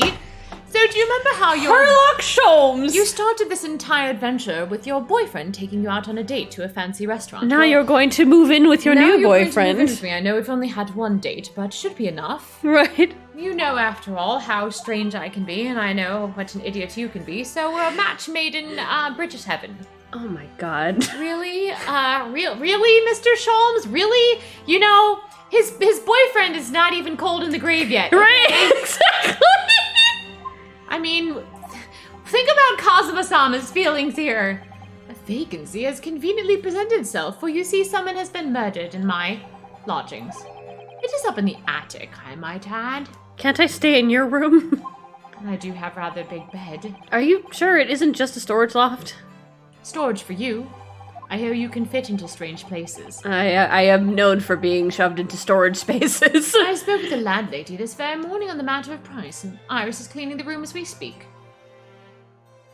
She's going to make sure that you have a nice wardrobe to sleep in. Please don't say those words. You must come at once. I presume you have no luggage to speak of. I have a very big piece of luggage. I was a very big piece of luggage. I was in the luggage. Oh, this is simply wonderful. Kazuma-sama, I'm so sorry. What an honor to be invited to taking lodgings in the great detective's office's attic. I'm deathly afraid of spiders, by which I mean I'm too overcome for words. So suggesting we look elsewhere is out, then. Oh, there you have it. It's settled. You're stuck with me now. Iris will prepare a welcome dinner this evening. Aw, that's very Aw. sweet of her. And you must come too, Natsume-san. I insist this will be chaotic as hell. No, pass. Hard pass. Hard pass. I don't know what to say, but thank you. I say no. And yes. Okay, or is he gonna live with us? Oh, God. God damn it. Wonderful. Well, then I'll go and complete the paperwork for your formal release, Natsume-san. It shan't take long, and then burgers on this guy. Somebody's happy. They all gonna get to go out for a happy dinner I together? thought it was gonna be just... Lo, come. I knew that you wouldn't let me down. Ooh. Oh, adorable Spider. Oh. I'm truly delighted to have met you here in London. Likewise, Mr. Natsume. It's been a privilege meeting you two. It's a shame that we're gonna have to say goodbye so soon. Goodbye. Bye now. Bye. Well, I've come to realize that I belong in Japan. Yeah, you should go back now. But Locum, we'll meet again one day. Yeah, I'm sure. And hopefully by then I'll have a successful. I'll have a successful lawyer. I will have a success. I will be a successful lawyer. Hopefully by then, I'll be a successful author. Well, I'm already a successful great detective. Yes. My dear fellow, our carriage appears to have arrived. Hopefully we don't have to investigate your murder next week. Exactly. Shall we go, Naruhodo-san? Shall we? Move in with me. Yeah. Okay. Oh, yeah. Okay. Yes, Mr. Sholmes. Oh my. Yes, Mr. Sholmes. Yes. Oh, Mr. Sholmes. Mr. Sholmes. Yes. I have little doubt Natsume-san will be released in time for dinner this evening. Dinner with him again. And so... Date number 2. Is this too late for the... Never mind. Is this a second date long enough to wait before you bone, or... Right, how's it working Right. in the Meiji era? Right. What are the rules? Right, what are the rules of engagement? And so, was Saseki-san's innocence successfully established? We rode with Mr. Sholmes to what was to become our new home, 221B Baker Street. Yep, The scene of our new murder. The scene of our new murder. I fucking bet you. What? This is actually a sick attic. Let's move into that attic. Honestly, I like this is kind of dope. Yeah. These are kind of dope I like it. lodgings. I like it. I would for sure live in this room. Let's live in it. Let's move in. Ooh, they have an actual window. There's an actual window. So this Is to be our new office, yes. our office? I rather like the sound of that. Renosuke & Co. Yeah. The Naruhodo and Anything agency. Yeah. Me too. It's simply wonderful, isn't it? Oh boy. Where are we gonna sleep? I hope.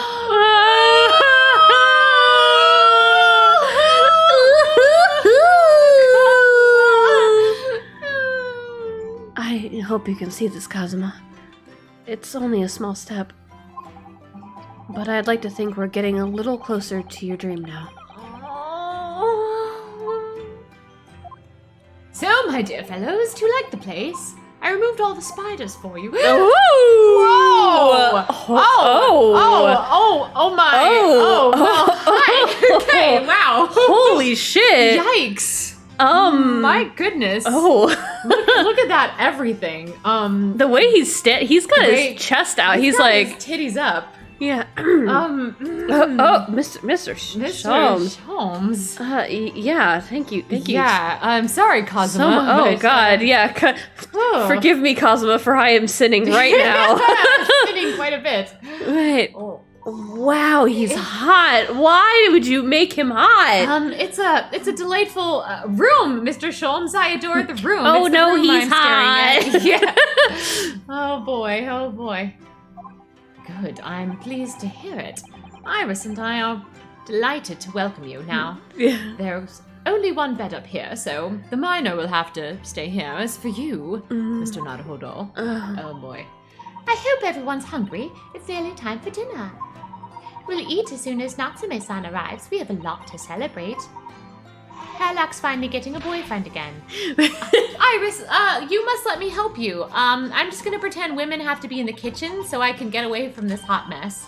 By which I mean mostly hot. All right then, Susie, you can be in charge of the salad. Splendid. What's a salad? Right. What's a British salad, I mean? Right. Oh, you're leaving us alone. So, Mr. Naruhodo, clutching him against his breast. How does it feel? Very, solid. How do you like my chest? Quite, can I fit in it? Have your own office in the capital? Very exciting, actually. It's very exciting. I'm quite excited. Very, very excited right now. I'm excited. I cannot but wondering what adventures await us.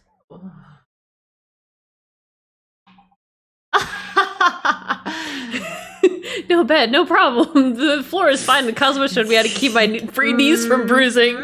God damn it.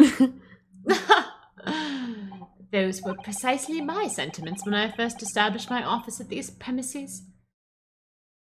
Oh, Why? until I discovered the dark truth about the city of London, that is. It's time to tie this all into what your boyfriend was looking for. Is that a gun? Is it a gun? Is Mr. that a gun in your pocket, or are you just happy to see me? Snark. I mean, to be fair, I am carrying a sword. Okay, we're about to find out the dark truth. What's the dark truth? Sorry? London is a glorious place, full of wonder, opportunity, prosperity, mirth, and a lot of bullshit, as you have seen. The brightest of lights, though. Cast the darkest shadows. Cast the darkest shadows. Cast the darkest of shadows! The darkest of shadows! I am the best writer and dialogue person there is. Ah ha ha! The darkest of shadows. All together now. The darkest of shadows. Shadows? What do you mean? God, Shadows? I'm too proud of Whatever myself. do you mean, Mr. Sholmes? I'm far too proud of myself for seeing that one coming. Well, I believe you're well aware of the murkiness that lies behind London's facade already. So, once again, Mr. Naruhodo.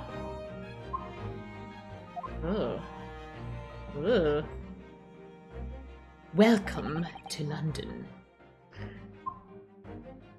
God, you're very handsome. Jesus! As a handsome man! Oh God, I am very taken aback. Of course, at the time, I had no idea of the significance of those words Mr. Sholmes so seductively and casually spoke. Say that again, but naked, please. Yes! But it wasn't long before my turn came. Oh no. Don't get accused of murder again. To lift the facade and see the true depth of the murk that lay behind it. Could lift my facade. This is gonna be the last case of the game. I know it is. I know it is. Dark truth! Lift the facade of the dark truth!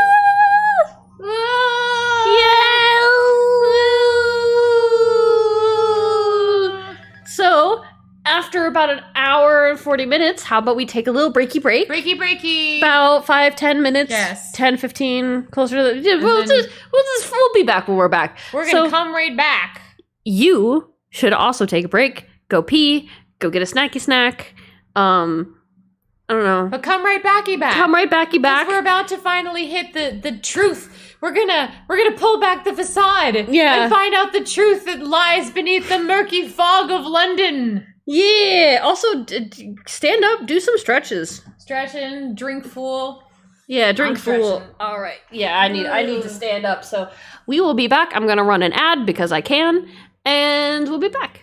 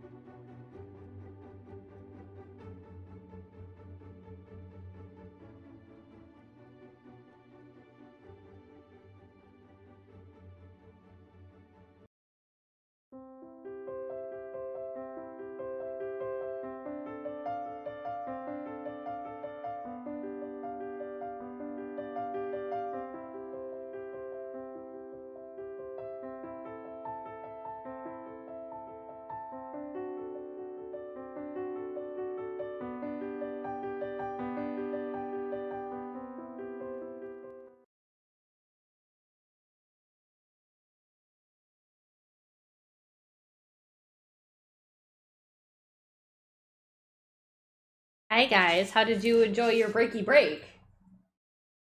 Did you breaky break it? Mm-hmm. Did you breaky break? I broke.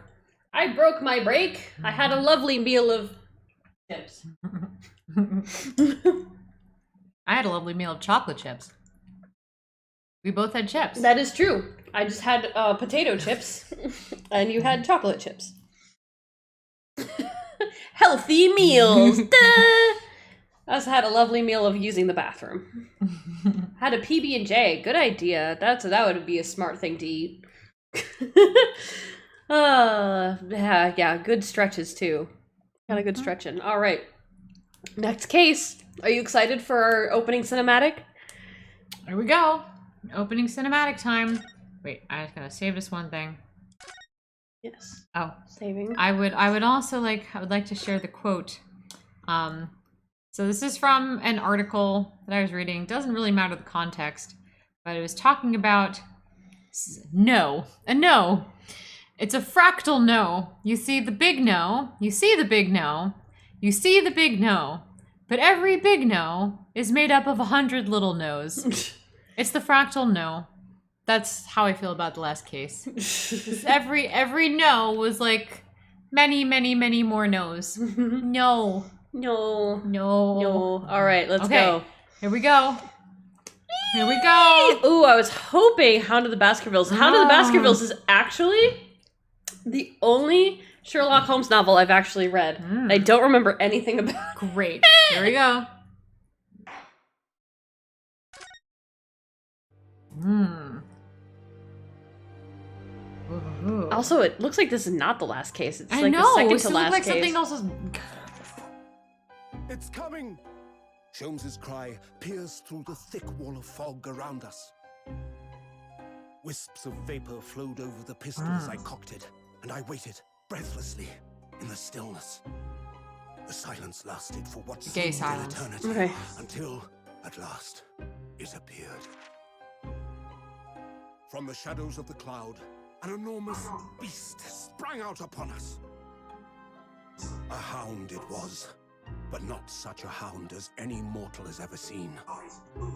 Its eyes glowed with a smoldering glare. The whole of its ox-sized body was outlined in white-hot flames. Its rumbling pant and hideous howl, so terrified was I that I began to tremble with fear. Look well, Wilson. Look well, Wilson, Sholmes declared, gazing upon the mystical beast. I'm sorry for the background. For this is the diabolical hound of the I know you can hear that. I'm sorry. the echo, sadly. Whoa, 2 months in London now, dear Kun.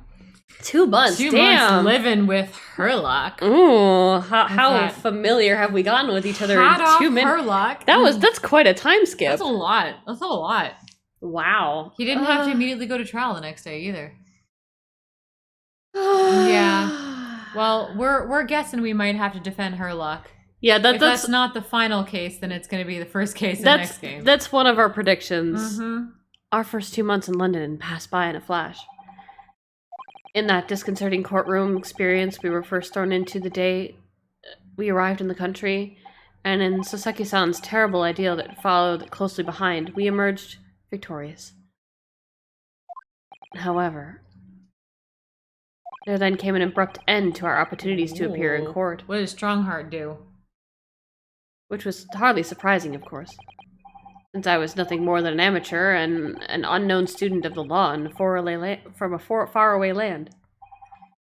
So, life in our little office was very quiet. Was it really? That is, during the day.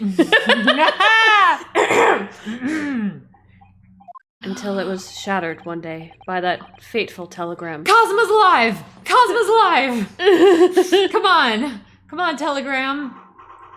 Oh boy. Naruhodo's legal consultancy! Ooh! Sorry, I have some potato chips in my bra. Oh, anyway. That's the fateful telegram. Knock, knock, knock. Telegram for you, sir. Ooh! Oh, there's a little flower. They've got a whole Of course, Naruto-san's desk is fucking Oh my god, it's a mess. disorderly as shit. Look at that giant Susato's mess. got like this clean, neat little thing, and There's a trunk next to him. Ryunosuke's got this like fucking pile. He likes to climb into the trunk sometimes. Think of Kazuma. He just opens it and climbs inside. Uh-huh. There's tea on the cat. Did they have a fish tank? Did they add a fish tank, or was it already there? Was there already a fish tank? Was We there a bought fish some tank in the fish. attic? Our Let's fish. see. They named it Was Charlie. yes, they named it Charlie. Was there a fish tank in the attic?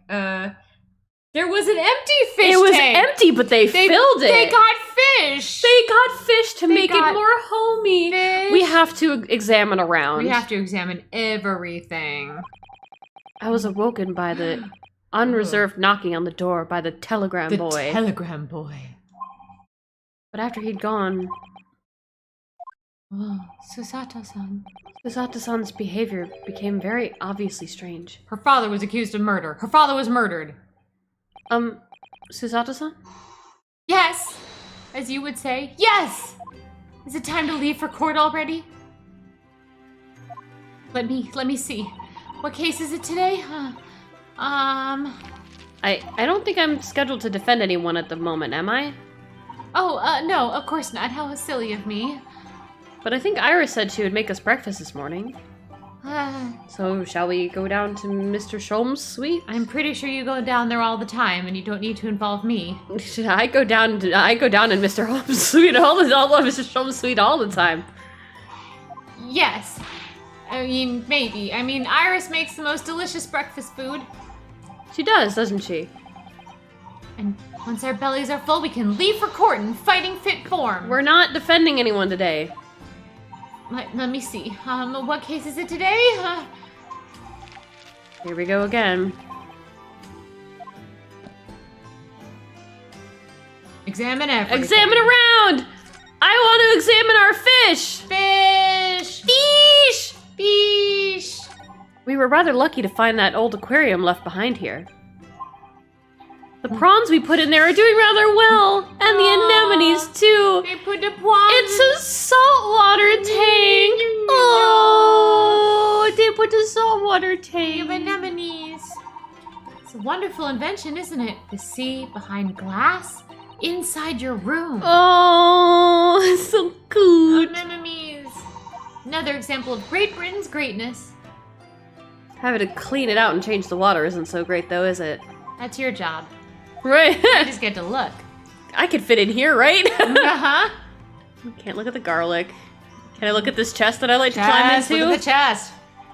We've only been here in London for about 2 months, but my desk is starting to look a little messy already. Is it really? You could tidy up once in a while. Susato-san, I always say, mind your own fucking business and stay in your lane. Making a mess is a small sacrifice to pay for being able to further your studies. Clean it up, dear kid. And time spent tidying up is time you can't devote to the same cause. This man has ADHD. And time spent on ridiculous arguments is time that could be better spent on some simple housework. If you have time to lean, you have time to clean. She wins, but I'm supposed to be the lawyer here. Can you history that? I need that. That was very entertaining. He's a messy boy. He's a messy boy.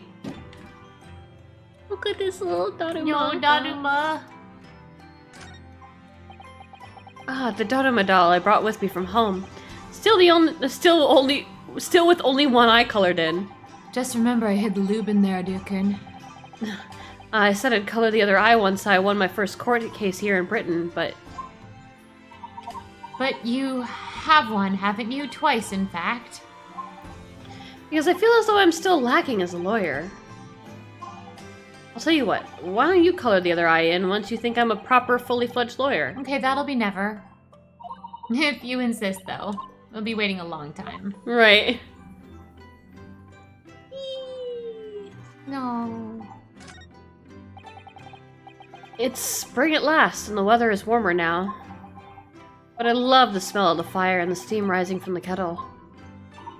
Oh, Would you like some tea, Naruhodo-san?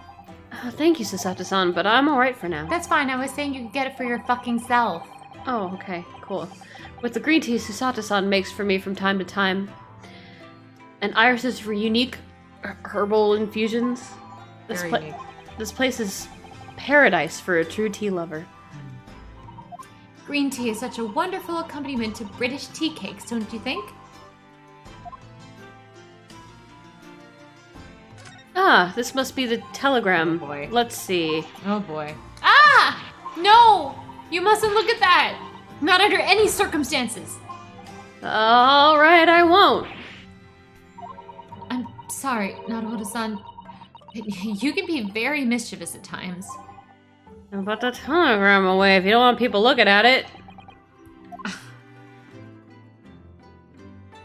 This is the tea set that Susato-san brought with her from Japan. Let's hope she hasn't noticed me slipping sugar and milk into my cup when she makes it. It's just so bitter. Tea is a drink to be enjoyed, Naruhodo-san. You really don't have to force yourself to drink it, you know. I don't like to see you screw up your face, so... Don't diss my tea. A shovel! That spade has been here since we've started renting the place. It's going to be the murder weapon soon. It's not a spade, though, actually. It's a shovel. What's the difference? You use it to shovel dirt, and so you can hide the body. Oh my god, this is a fucking ladder argument again. God damn it. No, shovels are for digging. It's a step stool. That's for scooping up loose material. It's a spade. Spades are for digging. That's for scooping up loose material. It's a shovel. It Tomato, doesn't tomato. fucking matter! I don't want to dig a hole for myself, so let's just leave it. Alright. Much like we left this rolled up carpet. Guess we're talking to Susato. Oh boy. Soseki-san. So, what was it about? Soseki-san died in Japan, probably. The telegram that was delivered this morning, I mean. Oh, a telegram? Ha ha. Don't know her. Never heard of her. You know, that would talking actually about. make some sense, wouldn't it? Yeah, the telegram was Soseki-san died. He went back home to Japan and he wrote his novel. It's and he died. either Soseki-san died or Kazuma's alive. Kazuma! Sorry, but you're not gonna get away with that. Or like her father was Right. murdered or something. Well, I didn't think I would.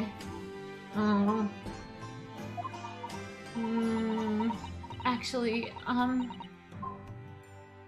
don't give it a moment's thought. It's nothing. It's whatever. It's boring. Totally don't look at it. It's just a boring old telegram, you know? I wiped up my tea with it. That's 3 times now that she's tried to fail to convince me that it's nothing. Just look at this telegram right here that I left on my desk. It's nothing. I promise that I'll tell you about it at some point. Alright, I understand. It's so nothing that I'm just gonna gaze off sadly into the corner and assure you that I'll tell you about it. You're right, we can look at the room back there. Ooh, Let's well, look at the room. Is that where you sleep? Susato-san? Do you know, I've never seen inside your room there, Susato-san. Look, he clearly has no bedroom up here. Yeah, Come on. he He's goes going down, he goes yeah. downstairs and he sleeps with He sleeps with Herlock. Boy, Herlock, he sure yeah. moved on. Yeah, it's fucking Kazuma wasn't even wasn't even cold on the ground. He's like, well, Herlock Sholmes, holy shit, hello. I've never even peeped inside. I should think so too. A young maiden's private chamber is a place of bittersweet secrets, you know. Whatever you say, young maiden. Also, didn't need to know about your sex toys. I'm still a minor. It's only been 2 months, okay? I'm sure you still have sex toys. Oh boy, he's dead. I suppose Sasaki-san will have arrived in Japan by now, won't he? His body did. I should think so, I mean. He left immediately after that terrible ordeal. I got him right on a ship to get him the fuck out of here. So he should have completed the voyage already, or be just a few days away. He got murdered on the ship. A fortnight ago, we had a very long telegram from him. Do you remember? Complaining of seasickness. Yes, he died of carbon monoxide poisoning on the Right. ship. But by and large, it seems the voyage has been going well. And he didn't die on the way. by murder. Is something wrong, Naruhodo-san? Do you suspect that my telegram says that he died? Because it didn't. It doesn't. It's nothing. I was just wondering what might become of Hisaki-san if he had stayed in London, that's all. He Probably would have died of carbon monoxide Definitely would have poisoning. died of carbon monoxide poisoning, or he would have been reaped. Right. Or both. You mean, as regards Lord Van Zieks, the Reaper? Blah! Yes, I can't help but wondering if seasickness would have paled in significance to that case.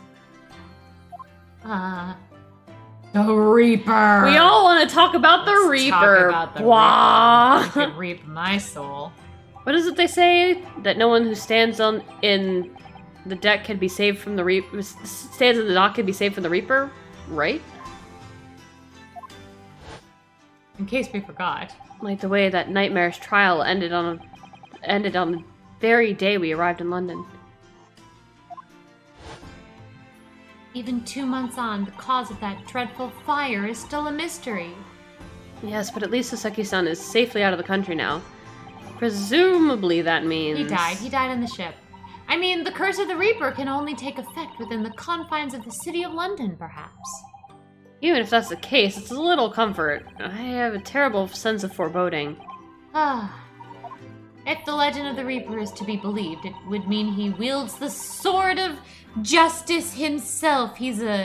That's what his sword is called, justice. Mm-hmm. Yours is called karma, and his is called justice.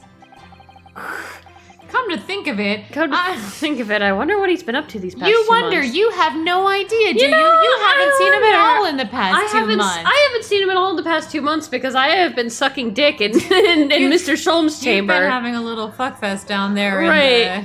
Surely not wielding that sword against more acquitted defendants. Oh, wielding a sword. Yeah, I'm just gonna sit here and think about him wielding his sword. Mm-hmm. No, I don't think so. Apparently, Lord Van Zieks hasn't appeared in court once since our last encounter. Oh, wow, I'm sure that he's gonna appear once again when we... Shocking! Oh?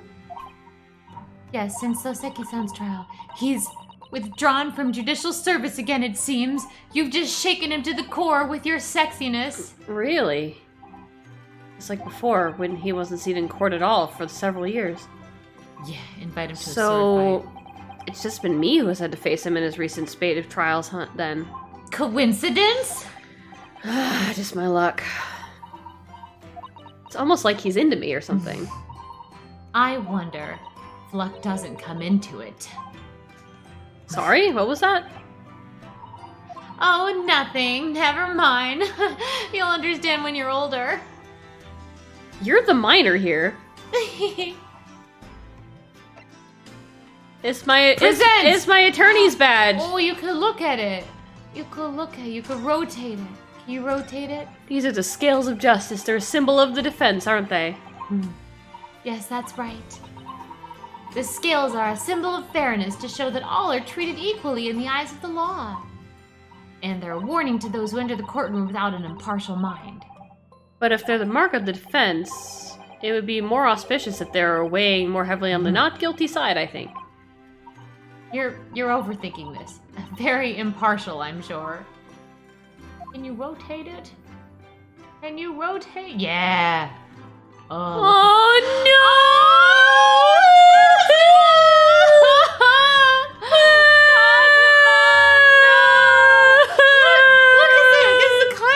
It's a kanji for his name. Wait, can you move the thing just a little bit? Yeah. Oh Oh, my god. Kazuma! I gotta look up. Oh no! The lawyer's name is embroidered on the inside here. Look. Kazuma Sogi. This was his band, of course. Of course. He had his heart set on this study tour in Great Britain. I'm sure he would have found the truth he longed for here. But he lost his life before he even had the chance to see the place. I have such a strong sense of his hopes and dreams when I look at this armband, though. I'm just imagining the two of them just like standing in front of the fish tank, occasionally rotating the armband. Right. Like, Kazuma. means a great deal to me, you know? That you cherish his armband so, and wear it each time you appear in court. Well, it's very important to me. It shows that I'm a lawyer. Yeah, that's the only reason why it's important to you. It's very important to me. It shows that I'm a lawyer. I'm a lawyer. And whenever I wear it, I feel as though it gives me strength. Through Kazuma. Kazuma. I absolutely can't be without it, especially when I'm at a critical point in a trial.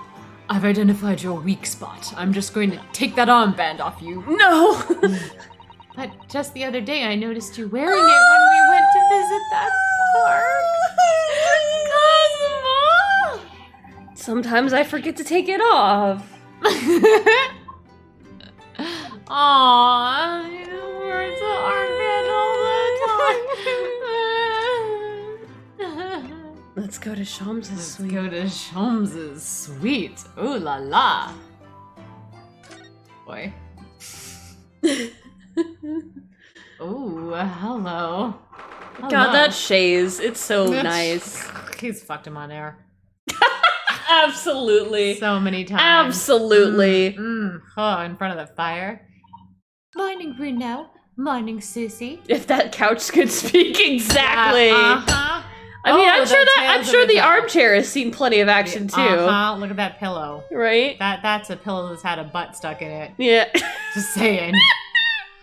or it's been put on the ground for kneeling purposes. Oh god, yeah.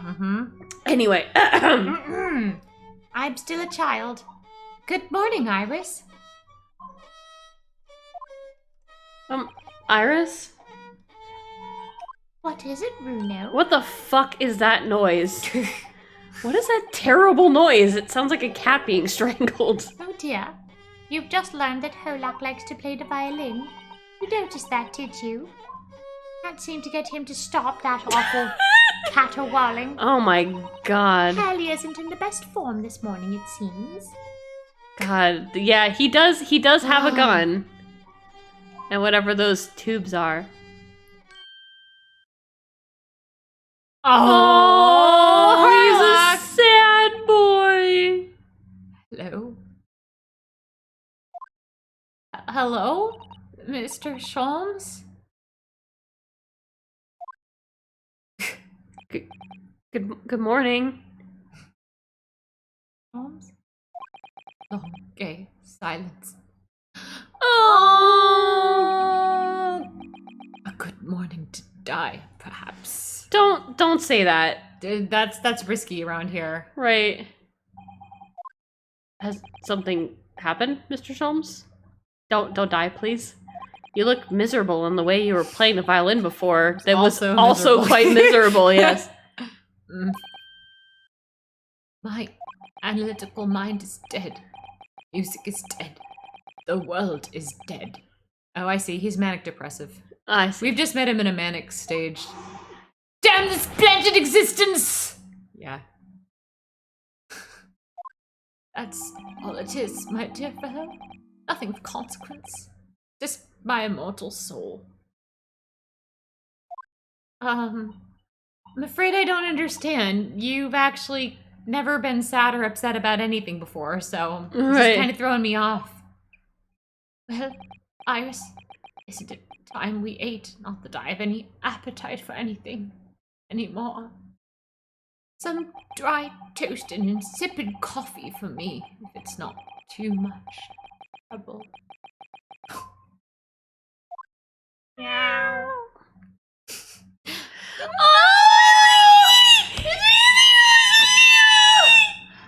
Oh, Wagga Hi!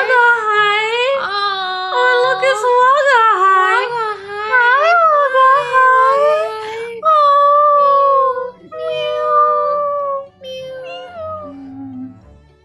How can he be droopy when there's a Mew around? Good morning, boys.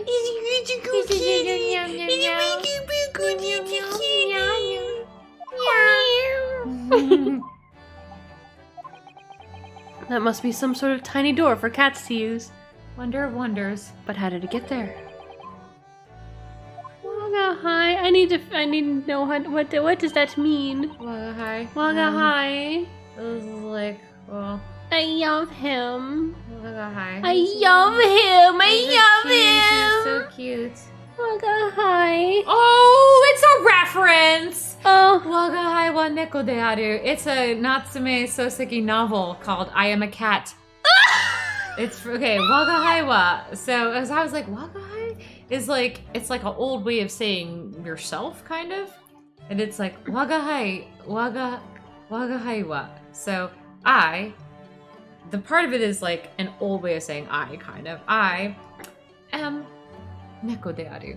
An old way of saying I am a cat. So it is like saying I ameth a cat. A cat I ameth. So basically, they named the cat me. Yes. Basically. Pretty sort of like that, yeah. Like Wagahai by itself is like, maybe it's like,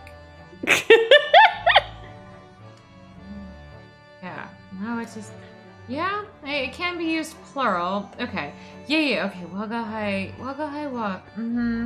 Yeah, so I'm thinking from looking at this, is probably that Wagahai, you could use it in the past to refer to yourself or to refer to like the group, but also like you could probably say it in sort of like a royal we kind of way. We are most disturbed. They named this cat hashtag literally me. Yes. Me, Anyway. me, the kitty. Wagahai wa neko de aru.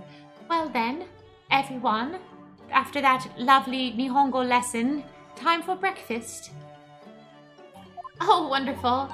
Let me help you, Iris. Gets me away from this sad sack. It would indeed be a fine day to die. Please don't say that. Are you James Bond now? Can we? With the suicidal ideation, we need to not. Yeah, let's not go there. Let's not go there. I need something to look different.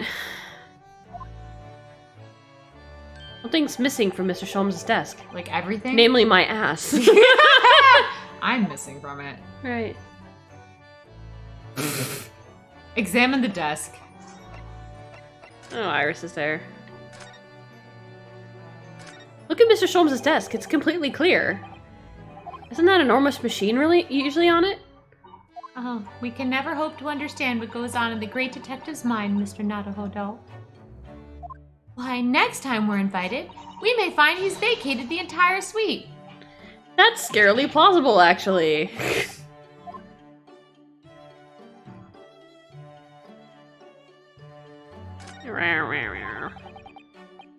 I skipped over by accident. There's all sorts on these shelves. Chemistry apparatus, books, papers, and a lot of things I've never seen before. It's all heaped up so high I can't help but feeling the whole lot is going to topple at any moment. Yeah, pull one book out and the whole bookcase is gonna come down. Such a charmingly untidy collection of paraphernalia, isn't it? Collecting lots of dust. Just looks messy to me, like my desk. It sure does. You, Naruhodo-san, must learn to tidy up after yourself. No favoritism here, then. Well, I have to live with you. Kind of. Not really. I'm kind of over here doing over here things. Oh, there's a knife stabbed in the The leg. fire's burning comfortably in the grate again Yes, today. that's what we were looking at, not the knife in the wall. Right. It's a very different feeling to a Japanese hibachi somehow. Oh, look at that photographic print of a lady. Look at that photograph! Displayed on the mantelpiece. Could it be? Could there actually be a lady in his life? This guy? Could he have a lady? It must be. It's the woman. Oh, how exciting. I'm not the only lady around here. Is that supposed to mean something to me? You awarded the woman. The woman? Women don't exist! Women are illegal in Japan. The woman. These are all mementos of Mr. Sholmes' past cases, I think. If he'd been involved in my case, I wonder if the beefsteak from Le Carnival would be on display here. We know it was already fucking rancid when we looked at it. I know who the real beefsteak was. I definitely put you on display. Right. A mystery shoe, a curious hammer. I thought I was the cutlet. Mysterious dancing man. A bust of Napoleon. Ah, what an entrancing collection. Definitely no beefsteak or cutlets here. Just looks like an untidy assortment of junk to me rather like what's on my own shelves. Well, you really ought to learn to keep your things in order, Naruhodo-san. Gonna be on you about this No, the no entire favoritism game. here at all. Clean your room! You clean my room. Looks like that huge metal chest is being used as a table for tea and coffee. I could probably fit in it. It seems very sturdy with an equally sturdy lock. Naruhodo-san, don't even think about climbing in there. I always have to keep an eye on you, don't I? You're very mischievous with your climbing into chests. How did you come to that conclusion? I see you climbing into a chest every day up there. Wow. What? Wow. Oh, this Oh, is wow. Iris's side, I guess. Oh, okay. The neat, tidy side. Iris's beautiful tea set is there on the table as usual. A cup of one of her special herbal blends always helps me to relax when I'm feeling the strain of not doing anything for 2 straight months. The English pastime of tea has many similarities with our own tea ceremony customs, don't you think? It's the idea of hospitality behind it. That's the essence of tea.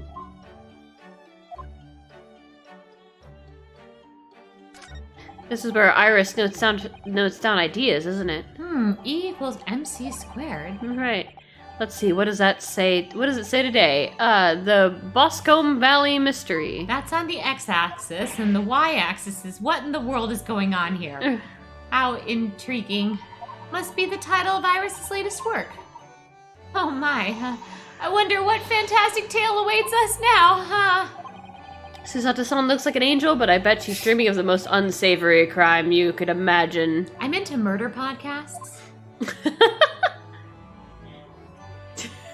2 straight months. I mean, okay, 2 slightly homosexual months. No, Zieks hasn't apparently been around, so not as homosexual as they could be. Right, exactly. Could have been a much more homosexual month, let me tell you. That's a charming... I could almost say they were bisexual months.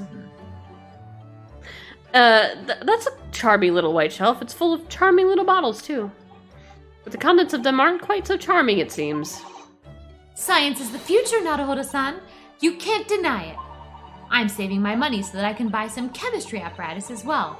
She's gonna become forensics. Law, chemistry, takedown throws. What diverse skills you boast, Miss Susato. As useful as they are, I'm not sure that my throwing skills are worthy of inclusion in that list. I could throw a fingerprint analysis down on the carpet. Threw it on the ground. I'm not a part of the system. That's not my girlfriend. No, wait, that's not my dad. This is a phone. Threw it on the ground. Sorry. Fucking love that song. Anyway, come to think of it, I haven't seen Iris doing much writing recently. But there's paper already set up in the typewriter. Look, as if she's about to start. That reminds me, when I mentioned that Iris was in the process of writing a full-fledged novel, Natsumi-san was most impressed. Ah, yes, Mr. Natsume. Oh, I probably shouldn't tell you he's dead. But he said, that's what I'll be doing too once I'm back in Japan, through tightly clenched fists and teeth, and then he got on a ship and he died. Right. Alright, I think we're good. Alright. Okay. Would my lawyer's badge make me feel your lawyer's better? badge. Mr. Sholmes, could I ask for your opinion about this? Is that your dead boyfriend's armband again? You show that to me every day. What you trying to say?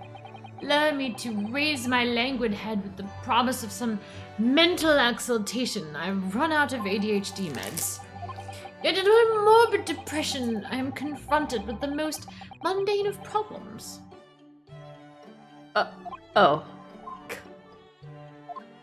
My mind finds greater stimulation in the unforgiving monotony of the floor than in your miserable offering.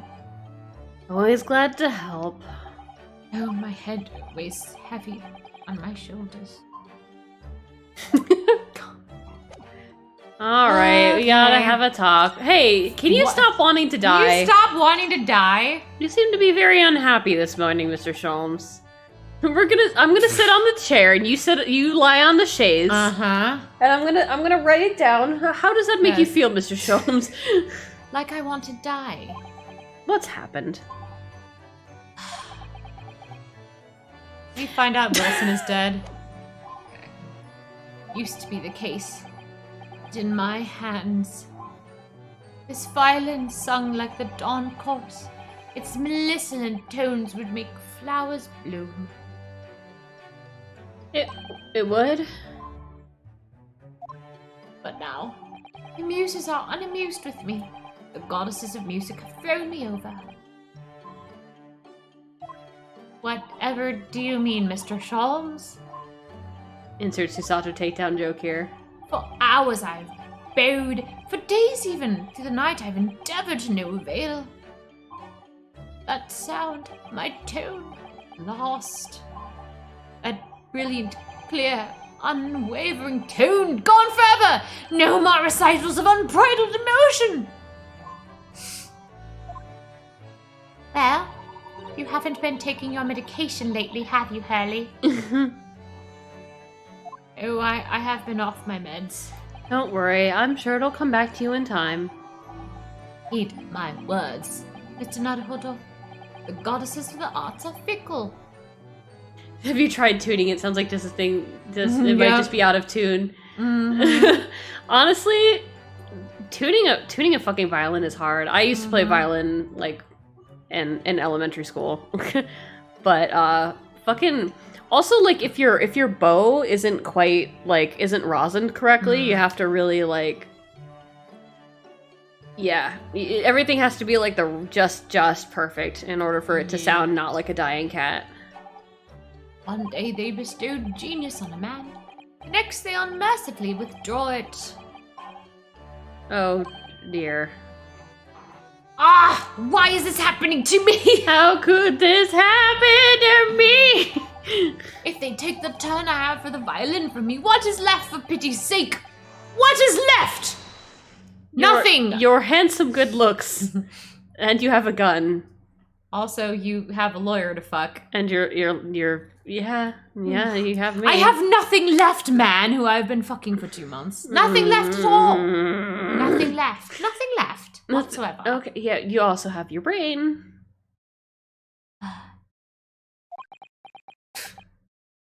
I'm so glad. Deduction, perhaps? Isn't that what you're known for? Seduction, did you say? Yes, seduction. Yes, seduction. That's exactly what I said, Mr. Sholmes.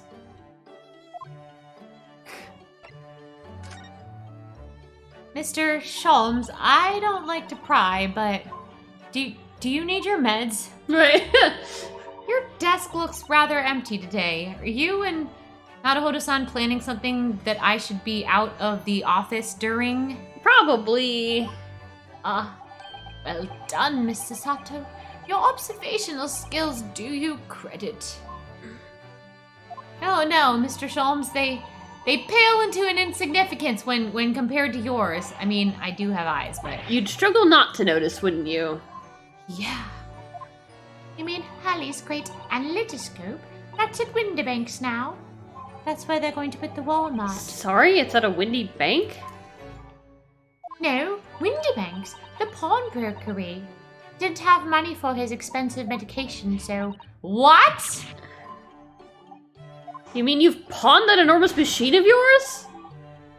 Well, books aren't exactly bringing home the bacon, you see. It has some considerable value, quite undeservingly. But isn't it a very important machine for your work? I don't know what the hell it did, but you sure played around with it a lot, and I left the room when you did that. I wish you'd consulted us if your situation had become so desperate. I should have gladly passed what little income I have to you. Dear madam, things are far from desperate. But the pawnbroker has your wonderful machine. How could it be anything but desperate? I just wanted to pawn that for my opium cash. Making use of a pawnbroker is quite ordinary here in London, I assure you. It is. It doesn't sound ordinary at all. It would seem that neither of you fully understand how pawnbroking works. I have to explain this when I'm depressed as shit. What's to understand exactly? Great. Great, let's talk about pawns! What did you mean when you said we didn't fully understand how pawnbroking works? Logic chess. What? To the people of London, pawnbrokers are akin to banks. Banks? On Mondays, merchants relinquish their finest jackets and trappings to the pawnbroker of choice. With the money they receive in return, they are able to trade happily throughout the week. And then on Saturdays, they go to recover their things using the money they've earned. I had no idea. This has been a fascinating lesson for us. Let's never have Japan do this. Everyone does it, you see, especially people in inner London. And should they have money to spare, they would purchase another fine jacket. I can't purchase any more fine jackets. I pawned off my jackets. Not to wear, obviously, but to pawn should the need arise. Oh, how ingenious, I guess. So whenever we have something that's getting in the way, we leave it at Winterbanks, you see. A pawnbroker can be thought of as an extremely secure vault. Who would have thought that even pawnbrokers are different here in Great Britain? Great, the pawnbroker did it. Of course you have to watch It's Hurley gonna be with a it. theft.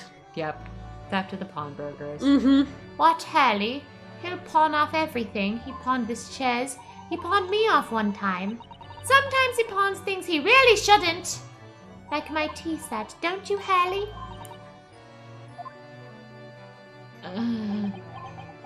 What does it matter? What does anything matter? The world is dead to me now. Like your boyfriend. Wow. Mr. Sholmes? What the fuck, Mr. Sholmes? Alright. Iris, let's talk. Waka-hi! Let's talk about the kitty. Let's talk about Waka-hi! Mr. Natsumi's cat seems to have settled into his new home then. Oh, yes. But I've become very attached to little Waggy. That's a great name for a cat. That's pretty cute. Would appear his previous owner is completely forgotten to him. Like I have been forgotten by the muses. Cats are unfeeling creatures. Their muse as empty as the hearts of the muses. How dare you, Herlock Sholmes! Cats are amazing creatures and Cats they are love... the best.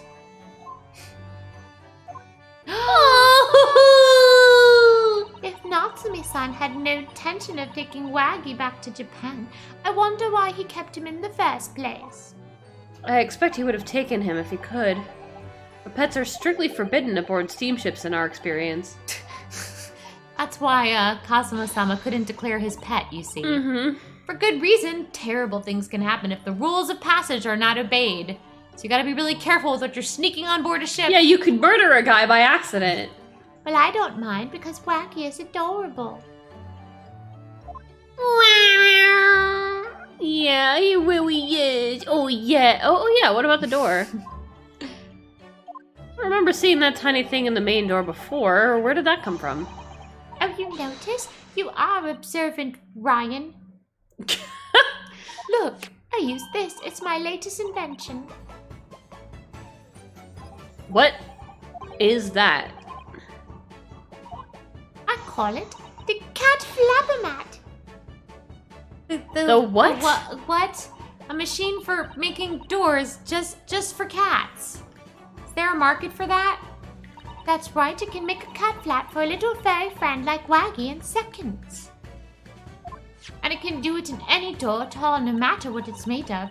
I'm going to make cat doors everywhere, even in the pawnbrokery. Yeah, it's very powerful, you see. like a brick door. Wouldn't it have been quicker just to make the cat flap rather than making the machine to make the cat flap?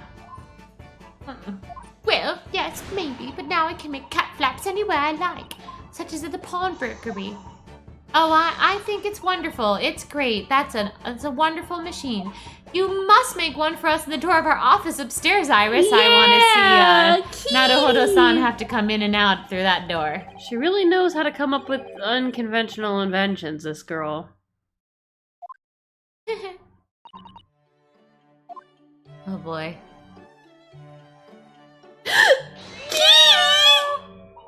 What was that? Wagahai?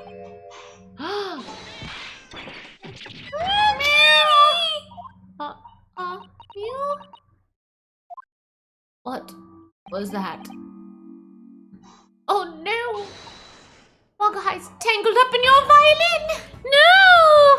I think he thinks it's a toy! No! Oh, what's he doing to it? Oh dear. Mr. Sholmes' precious violin. He won't be able to play it miserably anymore. Why should I care? The violin betrayed me long ago. What? I shouldn't be surprised. If the cat is a more accomplished musician than I now. Oh my god. Mr. Sholmes, he's really not that great off the meds, is he? Come here, I'll suck your dick. Well, anyway, moving right along, I'll put it back where it lives, Hally Hurley, by which I mean I'll yeet it out the window. Out of the cat's reach, if possible. Maybe we should assess the damage. That's the damage. Assess the damage where? What? The violin looks perfectly fine. It looks fine. Also, that bow is way too big. That's a way too big of a bow. Maybe that's your problem, Mr. Sholmes.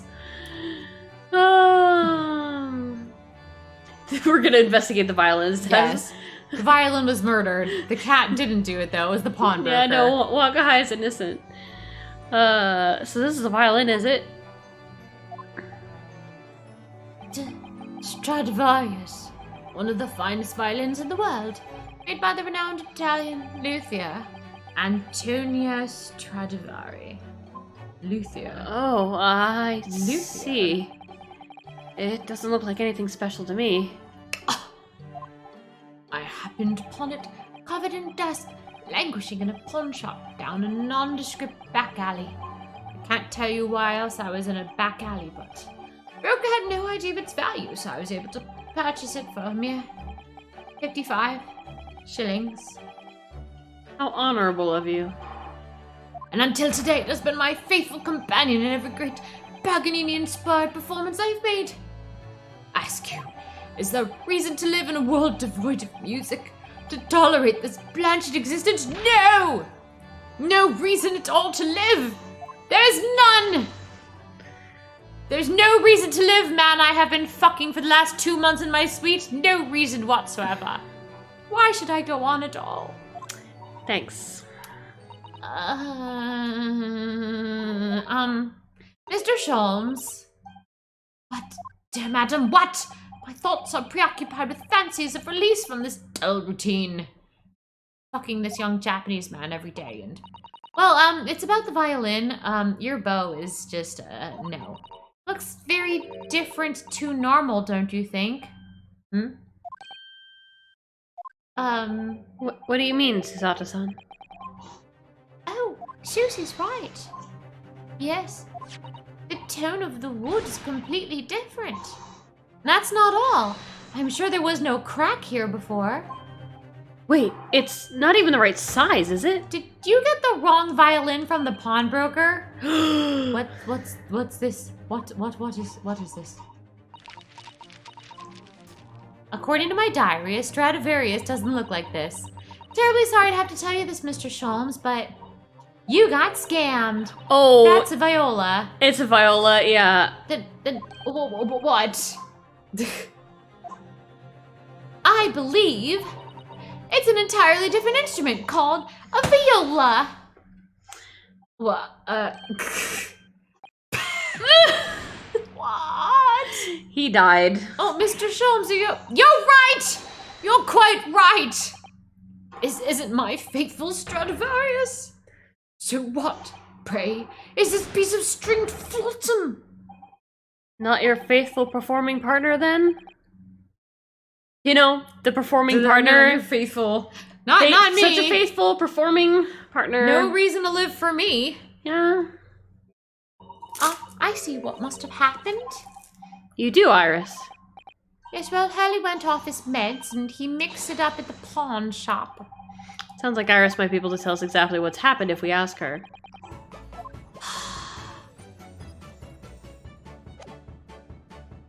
Oh, okay. We have to actually examine her to talk to her. The mix-up. Let's talk about the mix-up. Okay, we're gonna go to the pawn shop and then there's gonna be a murder. What did you mean by a mix-up, Iris? Well, you see, this violin... Sorry, this viola, I mean... was at Winterbanks until last week. At the pawnbrokers? Really? Not Mr. Sholm's beloved musical partner. There is a proverb from the East with which you are no doubt familiar, my dear fellows. Always let beloved child travel. Well, oh, yes, indeed. So you sent your beloved violin to the pawnbrokers in the hope that it would experience personal growth? Well, it seems to have worked for you since your boyfriend died. Don't talk about my personal growth like that. What a wonderful idea. Last week I pawned my great analytoscope in order to release my precious instrument. It would appear Mr. Winterbank mistakenly furnished me with this tawdry fiddle instead. My heirs cannot be deceived by the hollow timber of this piece of timber. No, but your every sense was deceived by the fact that it's just had strings. It basically looks like a violin. Pshaw!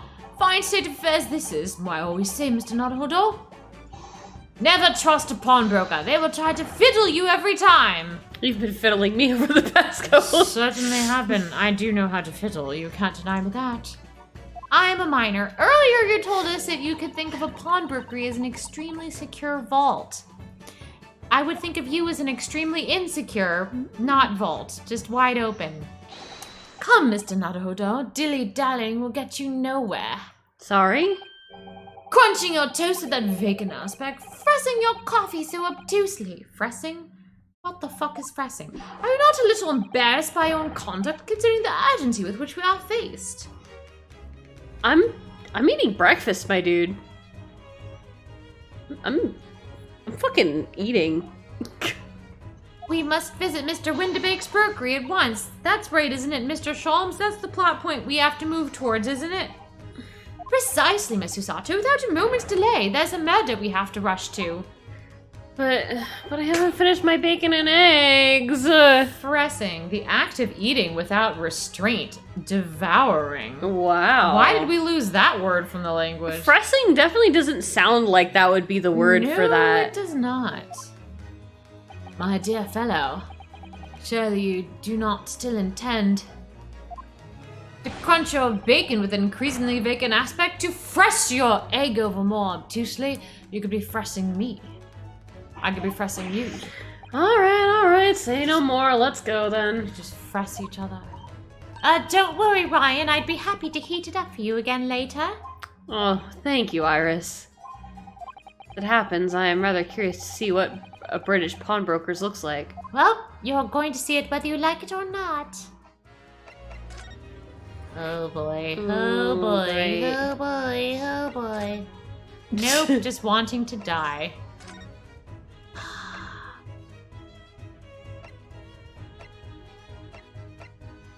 Let's go to Baker Street. Let's go to Baker Street. Ooh. Let's examine around. Oh, this is a nice place. That was nice. Hello. This is our house. Look at our lodgings. That's the pawnbroker. Look at all the different things in the window at the shop. That's Winterbanks, the pawnbrokery. It looks much smarter than a pawnbroker's in Japan, doesn't it? Yes, you're right. I find pawn shops at home rather inapproachable, personally. It reminds me of tearfully parting with my favorite fountain pen. I felt so miserable. You've tearfully parted with a lot, haven't you? What doesn't kill us makes us stronger, Mr. Naruhodo. And what kills us also makes us stronger. Right. Kills our friends. Kills our crush.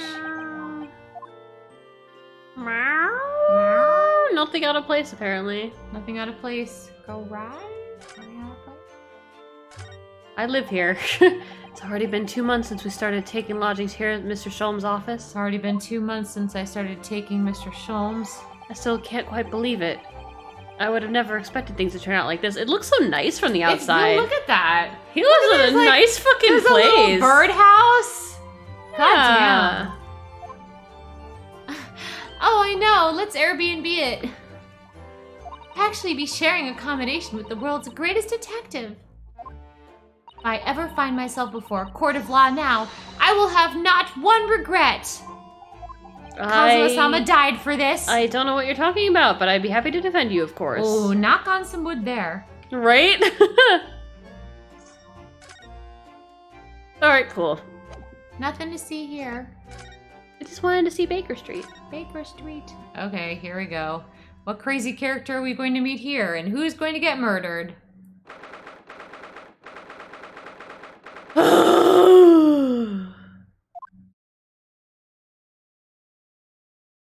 So this is a British pawnbrokery.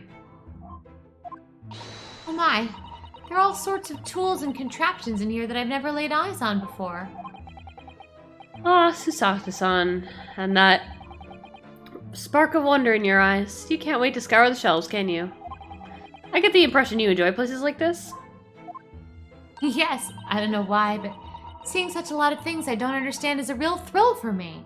Like this entire city, basically. Oh, your coat's back on. My dear fellows, let us not forget why we are here. Oh, Mr. Sholmes, you got your coat back from the pawnbroker. I really liked your liked your vest though. Yeah, Yeah, can you take the coat off? Yeah. Just saying. You're calling on matters of business, not pleasure. Pleasure's for back in the suite. Right. Clearly, Mr. Sholmes means business too, judging from the spark of fury in his eyes. Spark of fury. And the spark of pleasure later. Mm-hmm. We're the combination pawnbroker and crime scene. We're at the pawnbroker. We're at the crime scene. We're at the combination pawnbroker and crime scene. Potentially. Yep. Windabank. You're gonna die. You're gonna get murdered. Can you be this guy? Yo, guys. We need to not have you be many guys, right? Mr. Sholmes, sir, welcome back. Did you hear that brazen welcome? Well, yes, we are potential customers after all. We are disgruntled customers, Mr. Naruhodo, and it's time to inform Mr. Windabank of our ire. Come, the fight is afoot. Are we sitting, is this Karen simulator? Yes. We're gonna Karen this man? I want to speak to a manager. Naturally, you recall this, which I retrieved from you some days ago. I'm returning it. Do you have the receipt for that? No, of course not. Very well then. This second-rate fiddle is not my faithful instrument, Mr. Windabank. The color of the wood is different. Looking killable today, Mr. Windabank. Yes. It has holes in it. It's not even the same size. A wonderful summary of our observations, Mr. Sholmes. Would you like to do the dance of deduction now? I'm so very sorry, sir. How utterly unforgivable of me. An inexcusable mistake for a pawnbroker. There's only one way to make amends. I will suck your dick. What the fuck? Get the fuck! Holy crap! No! I shall have to take my own life. Works every time, you see. Just threaten to kill yourself and they run out to the shop. Or you could just give me the fucking violin. I don't think that will be necessary, do you? This will be the most easily solvable crime in my entire existence as a great detective. If I may say just one thing before I pop off. Oh my god, what the fuck? I see. So, I'm going to arrest you for your own murder. I'm going to put you on trial. Exactly! It was you, sir, Mr. Sholmes, who took it upon himself to remove the item the other day, I believe. Sorry. Oh, he's a doppelganger. As I recall, I entered the storeroom to fetch your violin when I heard, "Ah, here it is." You did?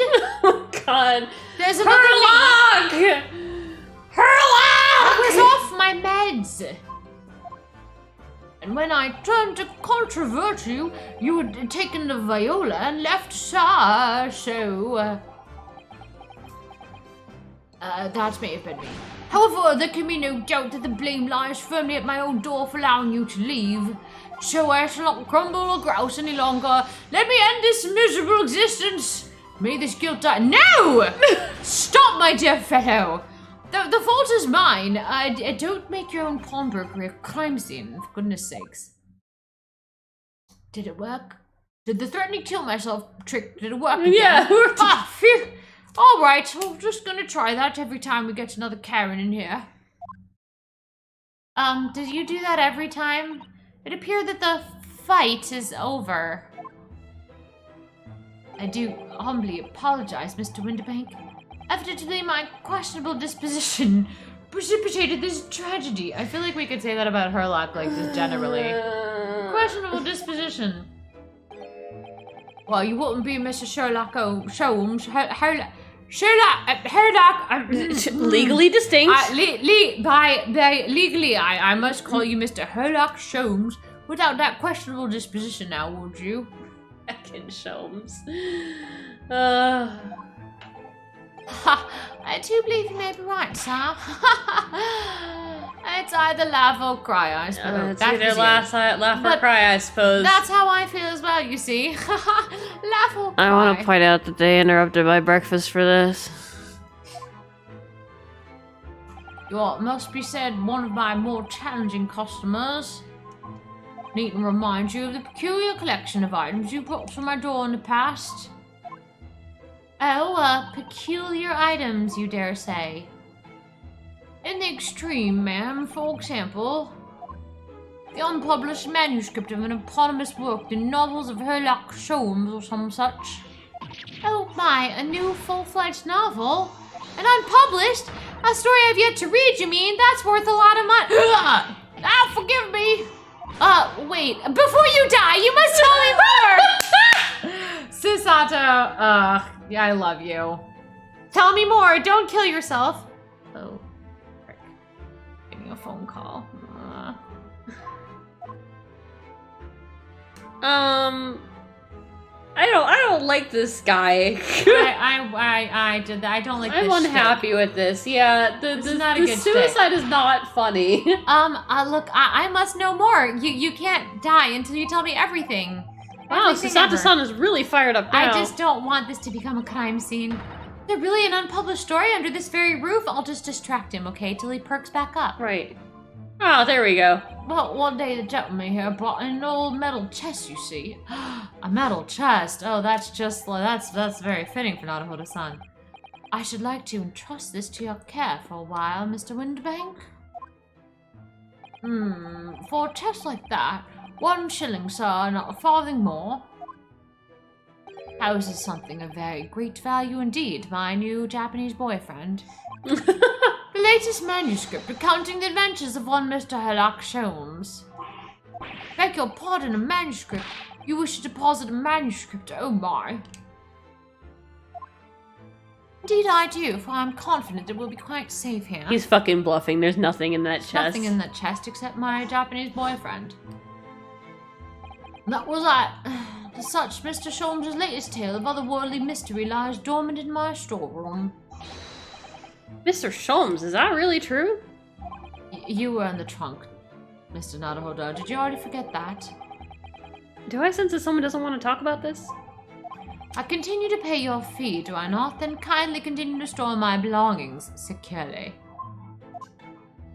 Of course, sir, of course. They're safe and sound with me, I assure you. I'll shoot myself in the head if I'm not being... This is all very strange.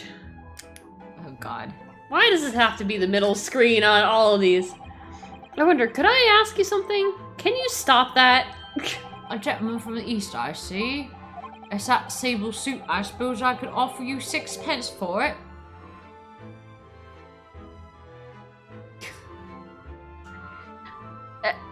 You're not buying the clothes off my back. I could, though. And if you did, you'd have to offer me a lot more. Not 6 pence, though, should be enough. Not wishing to offend, the tone is somewhat dull. Sorry? Aha! But for your splendid attire, ma'am. 5 guineas, no less. Don't The undress colours are her. exquisite, the design exotic. Eastern art street's finest, may I say. Oh my, 5 guineas, you say? You're not fucking getting my kimono. How interesting. Why do I feel as though I've suffered some sort of defeat here? Actually, she's a minor, and I was hoping to ask you about your business. I've heard it said that pawnbrokers are used rather like banks here in London. Yes, sir, indeed. Many of my customers utilize the establishment as you describe. I praise the items and I offer them a proportionate loan and 2 months of secure stowage. If in that time they repay the original sum to me plus the agreed interest, their items are happily returned. But what happens if they don't pay you the money? But I get to keep all their crap, ma'am. Items are offered for sale in my shop, as you can see on the shelves behind me. So you never sell items before the 2 months has passed then, That's right, ma'am, that's right. 2 months, notice 2 months. Something gotten taken to the pawnbroker that's about to be put on sale. Some considerable responsibility should customers' precious belongings be lost. The only recompense for me is to end it all. Must shoot myself dead. The very idea, Mr. Winterbank, is an absurdity. One should never talk of one's demise so casually. As you were this morning, I yeah. would never do that. Says the man who is telling us all that it was a good day to die only this morning. Just doing my 007 impression. Good grief, Mr. Nodhodo. What's a 007? Let's not forget that I've already helped you take measures to ensure such a tragedy never occurs. Is that legally distinct from 008? We'll find out. Oh, what sort of measures? I engineered a simple device which Mr. Winterbank has installed here in his shop. Seems we've just been served with legal notice that we can't say 00. I call it the red-handed recorder. Uh-oh, it's gonna be a thing. Is that not so, Mr. Winterbank? Is it the first video camera? Ooh! Dear, can we could take a selfie video? Ha! What's that deep sigh about? Oh boy, oh boy.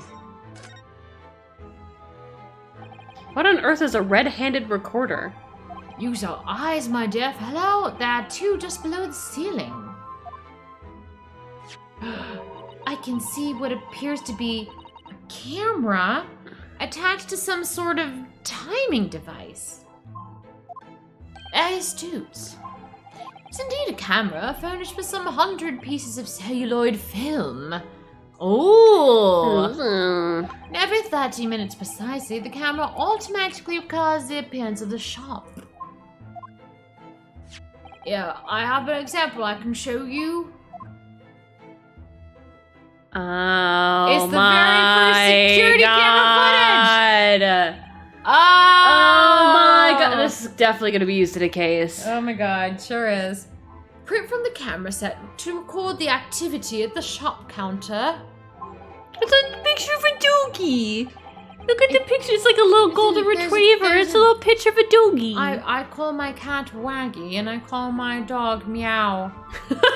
I developed a special type of film so sensitive it produces a crystal clear image even. You developed it? Really? Wow. You developed anything. Like, is that really a thing that you did? You. Maybe he is a smort. Really? That's extraordinary. Yes, you can clearly see the counter and the door behind it. Look. I don't use this in our bedroom whatsoever. So you see, we're summoned to enter the premises with ill intent. His identity would be summarily exposed.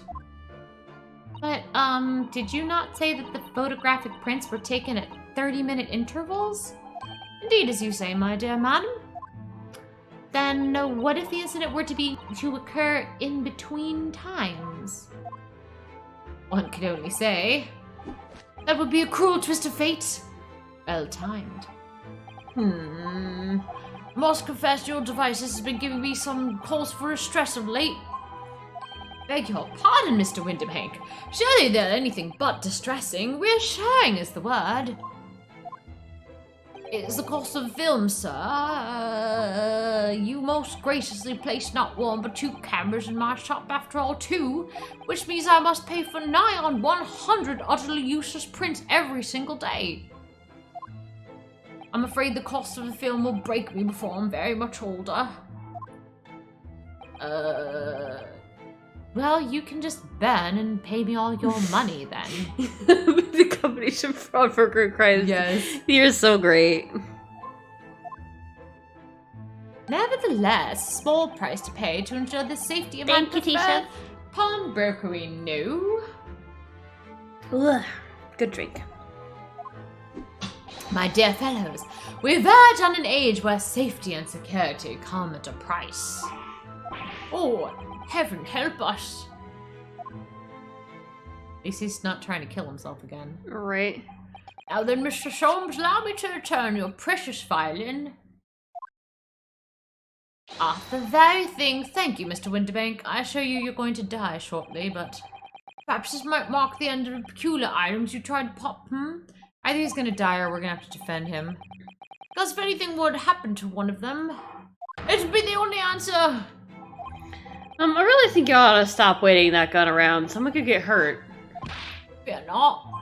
I only hurt myself. Sorry? I've only loaded a single bullet, so no one but myself could possibly be harmed. Oh my god.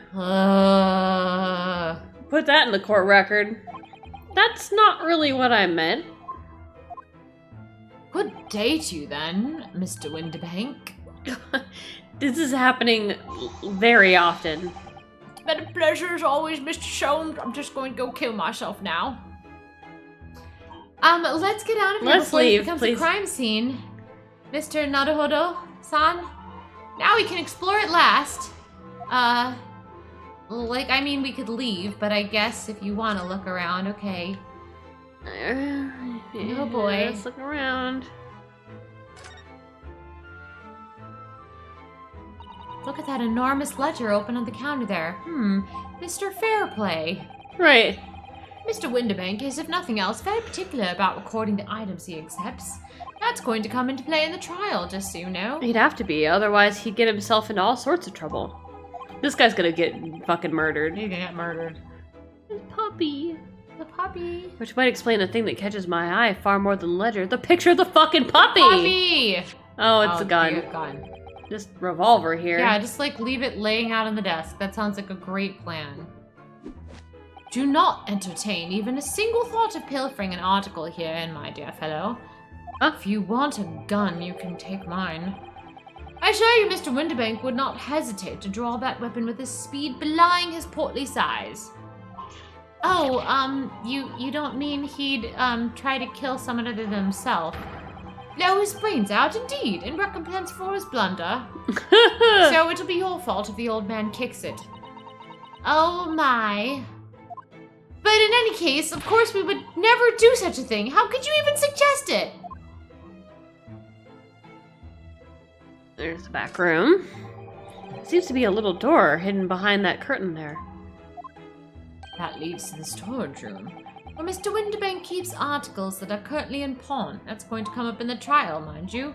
Might want to investigate, but we put that in the crime won't. scene. I see. Court record is what I meant, not crime scene. We're probably not going to get to investigate there, are we? Until, someone gets murdered or shot. There's nothing of particular interest inside. I certainly wouldn't recommend any larcenous activity. Recommend it or not, it's not something I tend to do. There's but one key, and Mr. Winderbank keeps it in his pocket at all times. Just remember when this comes up, it comes up in the court, in the courtroom. Before he sleeps, he places it into a small pot, which he slides under his pillow. You know an awful lot about this, and I'm so glad. You see, he used to be a rather handsome man. We used to do it in college. Excuse you. Mew? Can you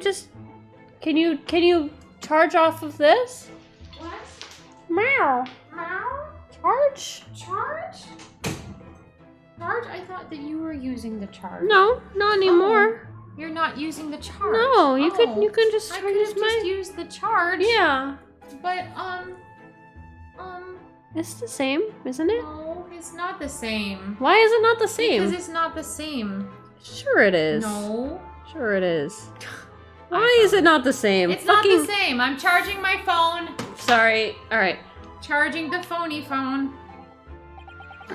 I am a detective, sir. It is my business to know what others do not. You would make for a very good thief. I'm frequently assailed by information that I neither care for nor wish to attain, and therefore I hardly retain any of it.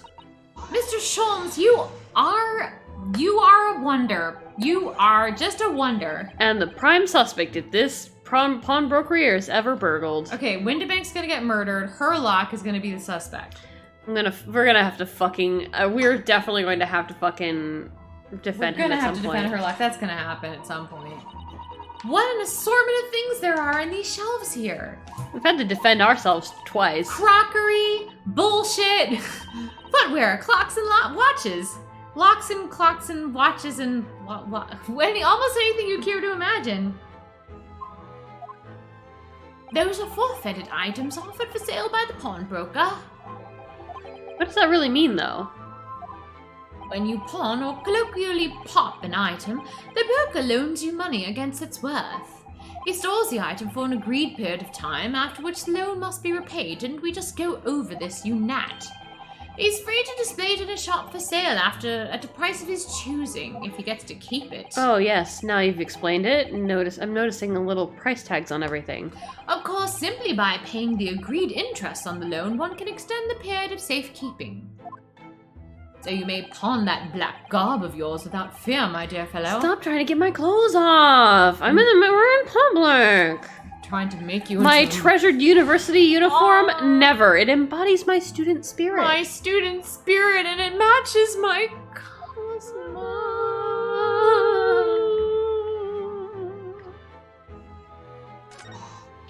Look at this! What could this lovely big shiny box be? That, my dear madam, is a music box. Surely you have such things in your own country. Oh my, yes, but I've certainly never seen one so large before. Everything's larger here in Great Britain. Shall we listen a while? Sure. It's gonna come into play.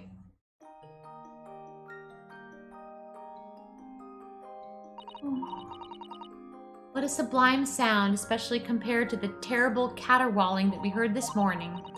It's like the music of angels, whereas Mr. Sholmes' playing of the viola was like angels dying over a grill. I've never heard anything like it before in my life.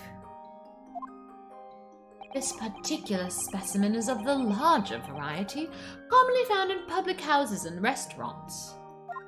There's a metal disc inside on which the notes to be played are recorded. Simply by replacing the disc with another, any music you care to imagine can be played. Keep this in mind, it's going to all come into use at the trial. My goodness, what a simply delightful machine! Indeed, though their popularity has waned recently with the development of the gramophone, of course. Haha. Science and technology advance at such an overwhelming pace. Just you wait. Just you wait, Susato-san. Right? You don't even know. You don't even know. 10 years ago, we didn't even have Twitter. Yay. I lie. I was 14 years ago. Alright. I guess let's get out of here? Guess let's get out of here. We need to spend a little more time investigating here. What? Oh. I forgot to look over a little bit.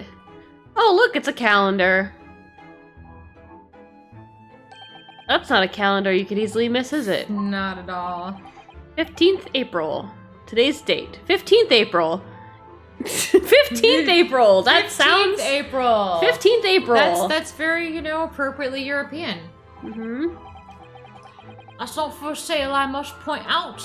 It is an Eastern-style page-a-day calendar. Every night at midnight, I tear off the front page to reveal the following day's date. The perfect calendar for a tearaway fellow such as yourself, Mr. Winterbank. And who was it who walked out of here with the wrong violin before? Well, when the agreed storage period is passed without repayment, articles are forfeited, you see. So I have to keep a close eye on the date, something of a pawnbroker's obsession, you might say. Oh, yes, I can see you're very dedicated to your job.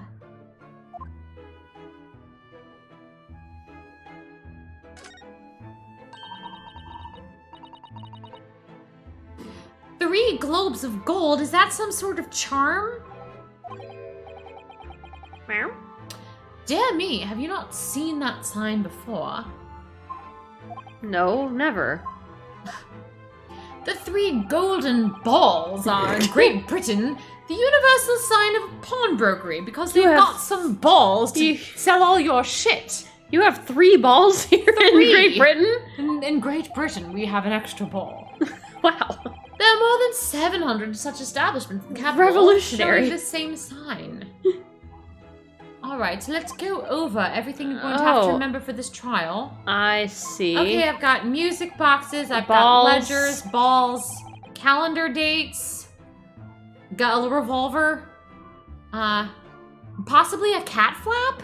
Mm-hmm. I don't imagine your ignorance was so profound.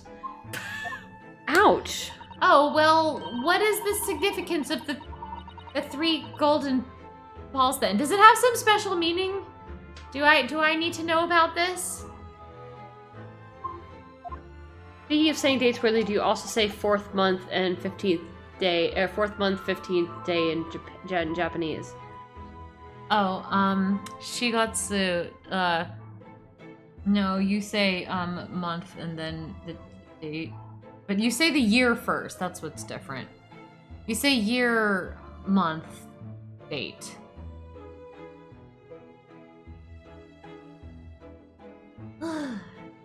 Oh, hang on a second. Oh. Alright. Gay silence. Meow. Sorry, I just, that is extremely unimportant here, dear madam. Irrelevant, even. You mean you don't know?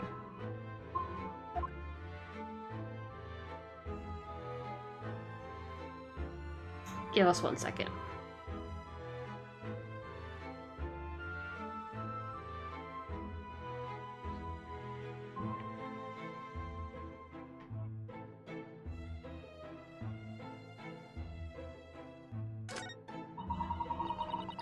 Now, what do you suppose this rather enormous machine does? It seems to have 2 little windows for looking through. Oh, it's probably one of those like little machine of machines. Allow me to enlighten you, my dear fellows. What you are looking at Stereoscope, yeah. is a stereoscope. Yeah. I'm gonna note some of these things down. We got a stereoscope. We got a gramophone. We got a combination stereoscope and gramophone. It's not actually a gramophone, it's a music box. Well, just kind of noting, like, you know, the technological stuff that they're talking about now. Mm-hmm. Fingerprinting. These are the new things of the new age. Aptly named, I assure you. Look through the eyepieces and see for yourself. Oh, I should be delighted to. Excuse me for a moment while I just have a look at your vacation slides. Mm-hmm. And that's me under the beaches in the Bahamas. Mm-hmm. Before you do... Here's a striptease that I did. There's something I should point out. You're a minor.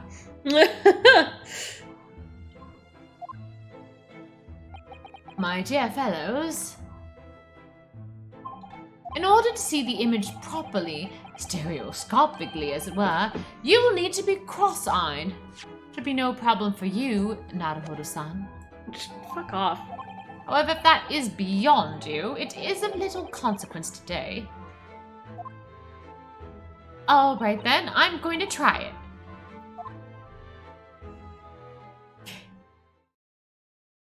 Ah! Naruhodo-san, you must see! At once! Oh, alright then.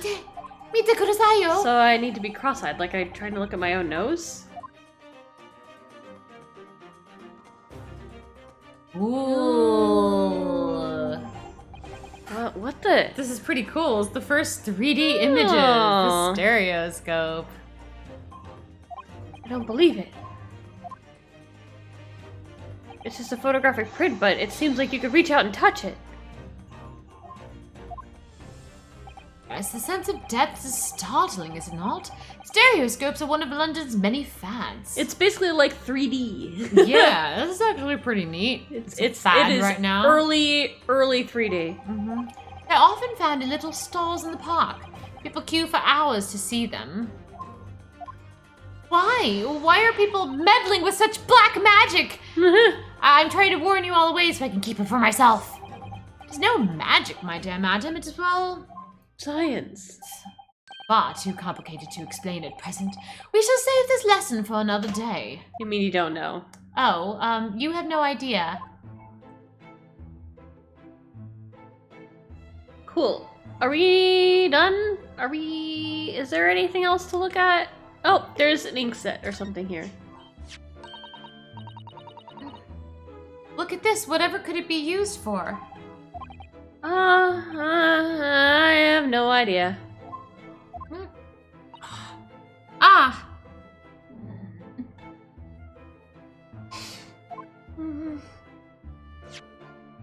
There's a small catch just here. Look. 1 second.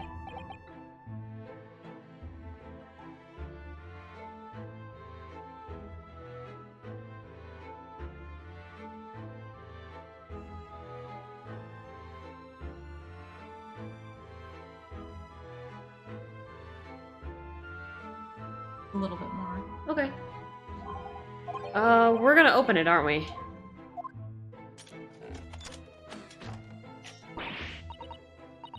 Meow. Oh my, that's amazing. It is some sort of spring-loaded mechanism. Which we'll never manage to put back to the way it was before. What are you two doing? What? Us? Nothing. No, nothing at all. Sorry, Sweetie's a little preoccupied, so I'm meowing to make sure that they know when they have lines. Whatever this device is, it seemed to have a pair of little windows to look through. I feel as though I've seen something rather similar to this elsewhere. What? Only a tub before it? That ain't fair, and you know it. This article is barely worth a penny, miss. This article is barely worth a penny, miss. I can offer no more. I don't know what's happening here. Sounds like there's an argument brewing over by the counter. Come on, that can't be right. Haven't you have a proper butcher's at it?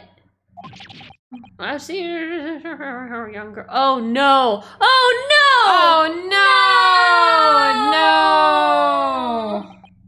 Wait, don't we know? I'm sure I recognize her.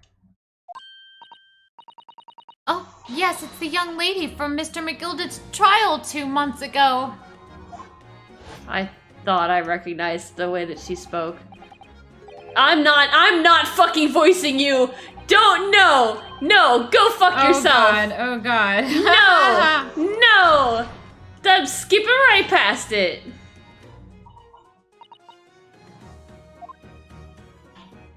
I don't even remember what her name was. Her voice. I don't even remember it. She's like Cockney yeah, sort of. Right. Gordon Bennett, you lot. God. Hello, Miss Lestrade. I hope you've been well. What, you remember me then, do you? Well, I remember being completely surrounded by smoke, that's for sure. So what are you doing in here? Down out like the rest of us, nothing to eat. Come to pop that black weasel side coat, have ya? What is it about this black uniform that makes everyone comment on it? Ah, good day. Unless I'm much mistaken, you would be the young pickpocket who stole our experimental smoke grenade launcher.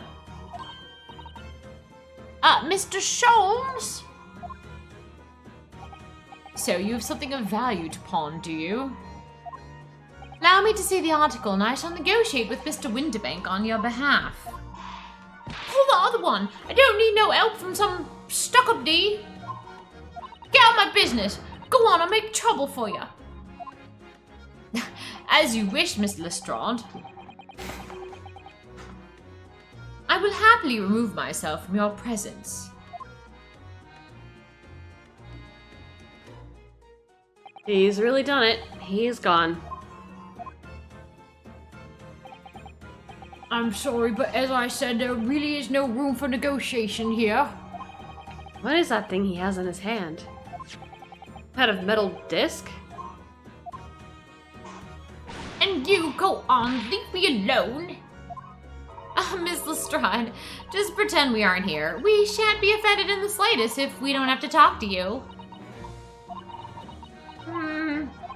Dr. really can't stand her ground when she wants to. Whatever. It's whatever. It's whatever.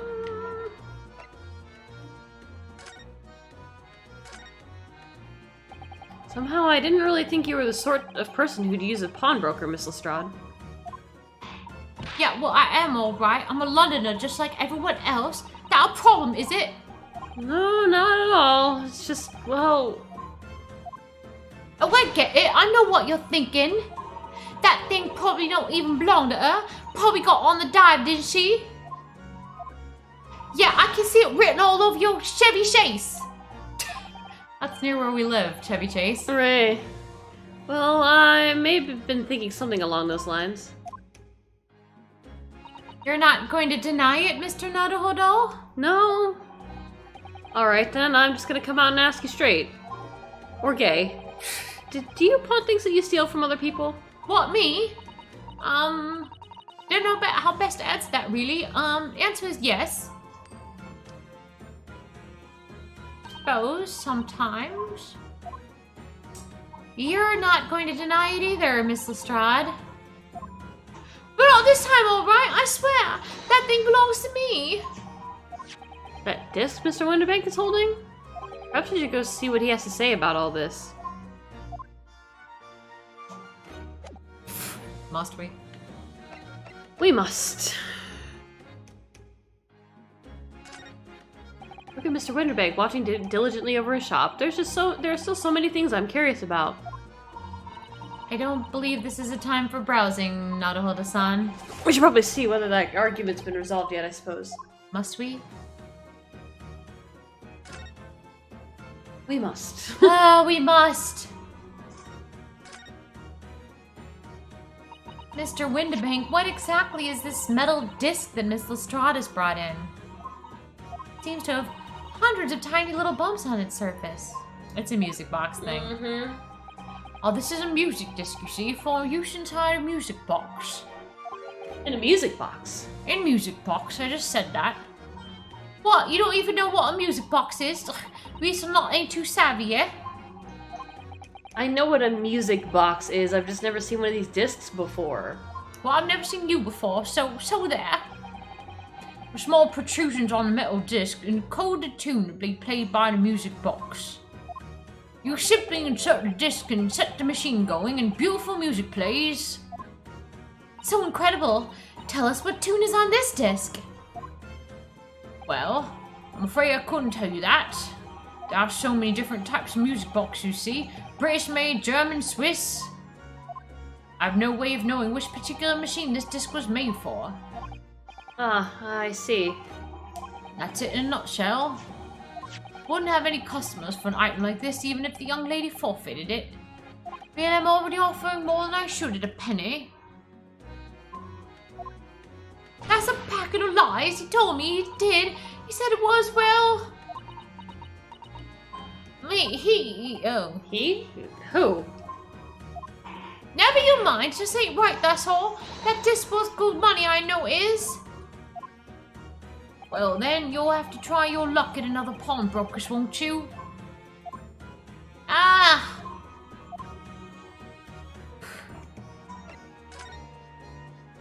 She's been in here before, of course. This is a tatterdemalion.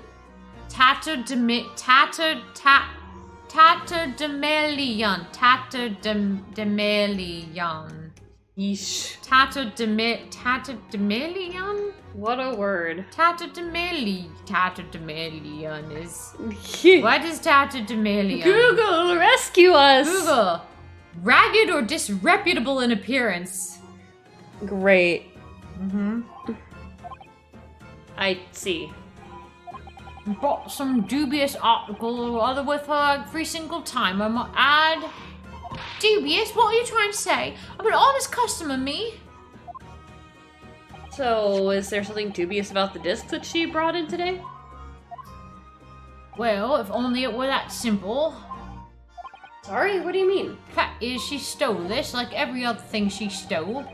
What she actually brought in was a storage ticket. Storage ticket. So, Miss Lestrade has actually come to redeem an article from you today, is that right? Yeah, well, that's right. A girl like me has a lot of stuff what needs what storing. Alright, yes, that's definitely dubious. The article in question would have been forfeited at midnight tonight. 2 months. But as she gave me the ticket for it and repaid both the loan and the interest, I was obliged to return the article to her. Well, what was the article? Do tell us, Mr. Winnebago. Was it Kazuma-sama? The little scamp is wearing it, ma'am. See, overcoat that she redeemed. Oh. What? What's wrong with that? It fits, don't it? I mean, it's mine, so of course it does. So, what about the disc then? How does that come into all this? Oh, the disc is something else. New article pawn if the girl and I can agree on a price.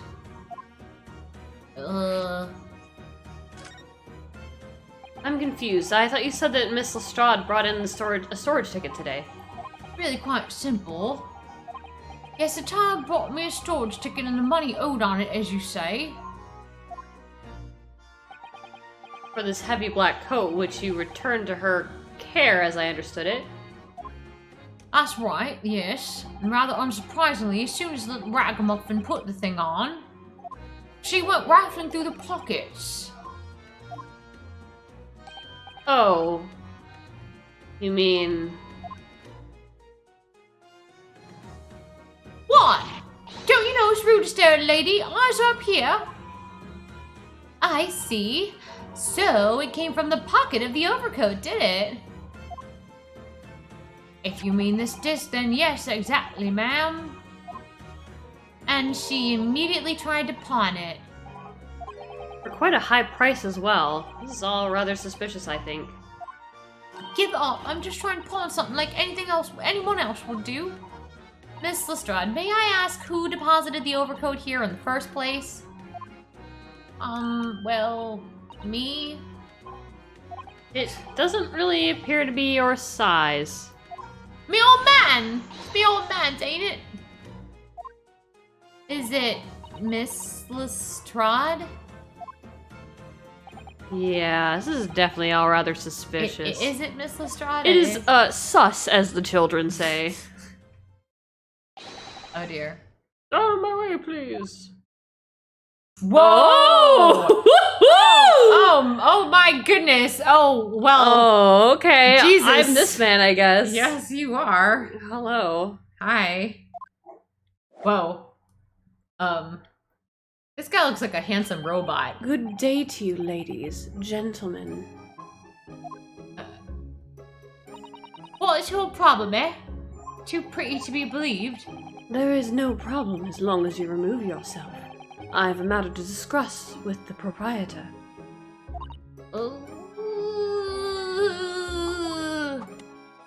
Oh, he has a cane. And if you intend to make a problem of it, I shall see you outside, little girl, for the hiding you deserve. Some of the top. Right! I'm not into daddy play. Look, ain't it obvious? I ain't done talking with him yet.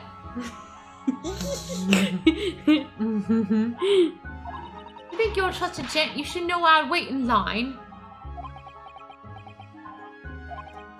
Well, you're an imprudent little brat, aren't you? As well as a pickpocket. This guy like Van Zieks' little brother or something. Right. He's definitely a murderer, Look at is his what he eyes. is. Uh-huh. Also, you remember that fucking, like, King of Hearts guy that we ran into? Yeah, we ran into him and we never saw him again! Oh my god. Oh god, we're gonna see him again at some point. Mm-hmm. He's gonna be the murderer. He's the antagonist. Yeah. Who are you? How do you know who I am? The question is, how do you not know who I am? Uh-huh. You haven't the courtesy to even remember the faces of your victim, it seems. What? You mean I? From you? Broker. Yes, sir. Well, I believe this filthy pickpocket thief has just redeemed an article from you, no? he's almost unforgivably pretty. I know! Jeez, man. Yes, yes? You're making me quite sweaty. The article in question belongs to me. I demand for it to be returned at once. Oh my. Now that's a lie. What are you trying to pull? Give me back my overcoat, you wastrel. Needless to say, Oh. any music box discs too. No, you can't have it. You just can't. It's me old man's, or it was. Now it's mine. It was murdered 2 months ago. No one noticed. Goodness, Mr. Naruto. Next time you go to a pawn shop, let's just try to avoid going to one. This is a very awkward situation, says Suzato-san about basically everything. Yeah. I think perhaps we should hear both sides of the story in a little more detail. Or perhaps we should not. Let's just go home. Let's just leave. Alright. Miss Lestrade, is what the gentleman is saying? What you think? It's all lies, ain't it? Obviously. Swear on my life, I ain't never laid eyes on that dandy before. Let's hear it now, you little ragamuffin. You stole it, didn't you? That ticket you brought me here just now? No, I swear it. I swear to God.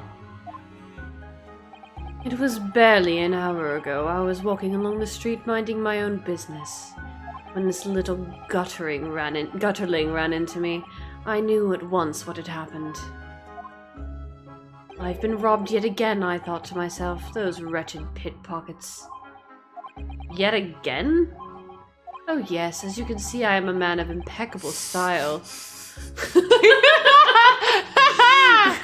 Oh man, this fop. This isn't the first time I've been targeted by these back slum scoundrels. Now then, relinquish my overcoat. Good grief. Ugh. This guy is too dandy for Naruto-san. He's like, immune. he's pretty, but He's like... he's kind of a jackass. Yeah. Come along now, Mr. Straw, and give the good gentleman his coat back. You're going to cause trouble. I shall have no choice but to call the police. Hold on, why everyone thinks it's me? Just look at this dandy cove. You think I'm the dodgy one? I'm sorry, but no one's going to believe you. Well, what about evidence? Yeah, first law of evidence law. Where's your evidence that I've stolen something there? Come on, let's see it. Oh, I have evidence, naturally. You what?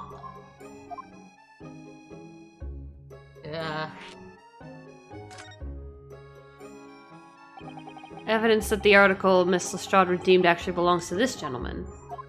Of course, we need only consult Mr. Windibank's ledger to know the truth.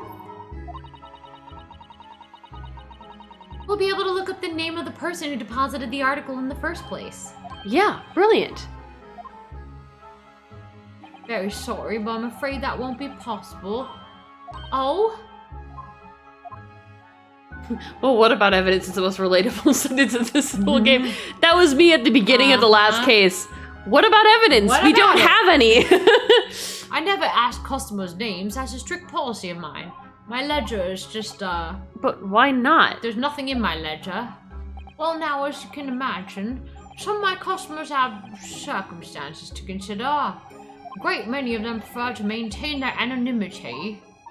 Yes, I see. So, cool, the ledger doesn't tell us anything. How can you know if an article belongs to the person asking to redeem it? I use a ticket, see? It's quite simple. Good sir, might I trouble you for the watchword associated with the article in question? Oh. Of course, it's... Professor. Whoa! Professor. Professor. Oh my. Yes, Professor. That's right, and all the evidence we need. Might need to see a bit under your suit, though, for more evidence. But this gentleman is the rightful article, the owner of the article, A safe word, how interesting. You could, yes! You could own my article. Watchwords, oh my. Watchwords. Today I learned about safe words. So what about these safe words, Mr. Winterbank? Well, that's when you get into a very intense scene. Right. And in advance, the dom and the sub, they work out what words they're going to use to convey to each other how they're feeling during the course of the scene if anything were to go right, you see. Watchwords! Watchwords! Oh, yes, those words. I always knew you were kinky, Mr. Winterbank. As I just explained, I never ask customers' names when they deposit items with me. There are many reasons why. Certain customers would like to keep their activities secret. Mr. Certain Sholmes. customers. With his little butt out. Don't look at me. That wasn't exactly a subtle glance at Mr. Sholmes, now was it? Great detectives have no dark secrets. Not at all. Like the dark secret that he's been... I don't even want to say what he's been doing with you for the past 2 months. Yes, well, anyway, that's why I always ask for a watchword whenever I accept a new article. In many ways, it's like the secret combination of numbers used to unlock a vault. Date of deposit, a description, and a watchword uniquely identify each item. And of course, then I give the storage ticket to the customer. When someone comes to redeem something, I ask for the ticket and the watchword. Which you didn't to this girl. And if someone tells you the correct watchword, you return the article. Yes, you see, this is before the days of 2FA, sir. It's like a password. Just as soon as the requisite fee is paid. And I have supplied you with the information you require already, but for the avoidance of doubt... The article in question is an overcoat, deposited 2 months ago on the 15th of February. With a watchword of Professor. All perfectly correct information, sir. But how?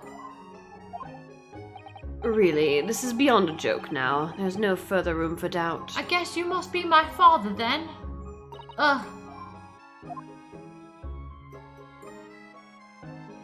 Okay. Oh. He's not even there anymore. Gone. Let's talk to this dandy. Hey. Okay. How about after this conversation, okay? Excuse me, but who are you? One would expect the inquirer to introduce himself first. Manners. Though clearly you are not British, so perhaps our ways are foreign to you. Oh boy.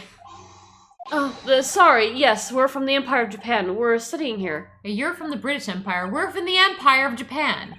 Oh, yes, Japan. I've heard talk of the place.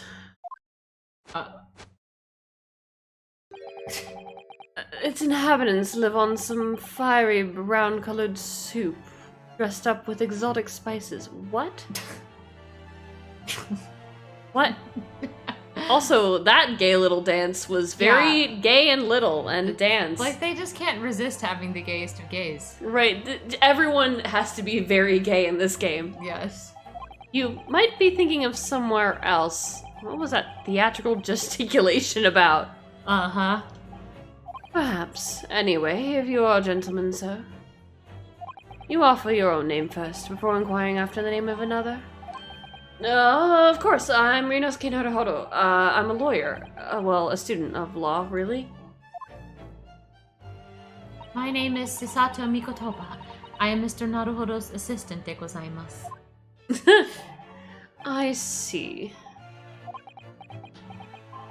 My name is Benedict. Of course. Eggert Benedict. Yes, Eggert Benedict. Oh man. That's just pretty great, actually. Enchanté. Wow. He's so refined in how he holds himself and how he speaks, but that name is so... so suspicious. It's sus. Now, to the matter at hand.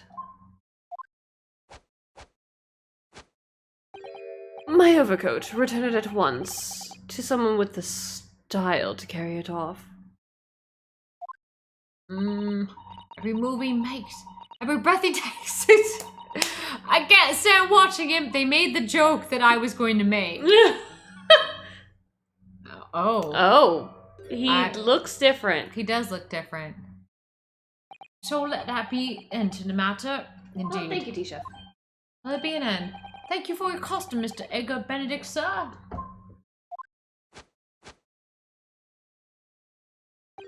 With such reasonable rates of interest, I may even decide to come back.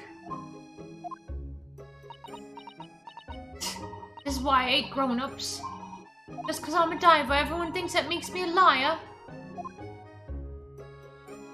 And the contents of the coat pockets, if you please, broker. Of course, sir. Here's a disc for you.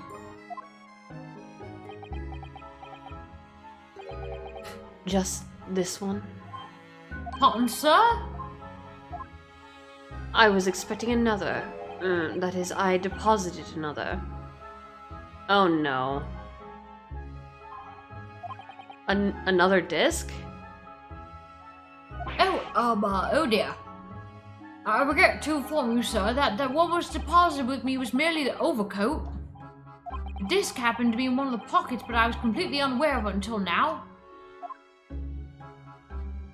So, Gutterling, you're hiding more of what's rightfully mine, are you?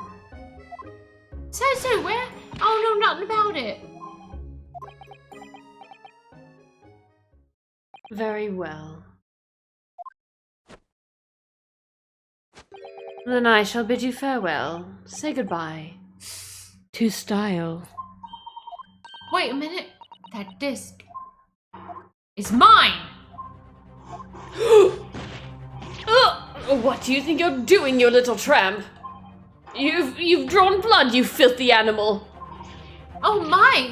Yes, there's blood on the disc. It's because of all those sharp little bumps. What the fuck? The man must have scratched his finger on them. I'm gonna cut you. Found it first, alright? I mean, it belonged to me old man. You're not having it. Oh, you take it. What? Me? If I ain't on to it, they'll have it off me again. You keep hold of it. Miss Lestrade, why is this disc so important to her? This is really weird. You there, in the black livery. Hand that disc to me at once, please. No, don't. He's lying. Grown-ups are all liars. Oh, what do I do now? How am I gonna resolve this? Next time! We're not gonna resolve this. Alright, let's go find Hannah Rain real quick. Whee! Who's strumming?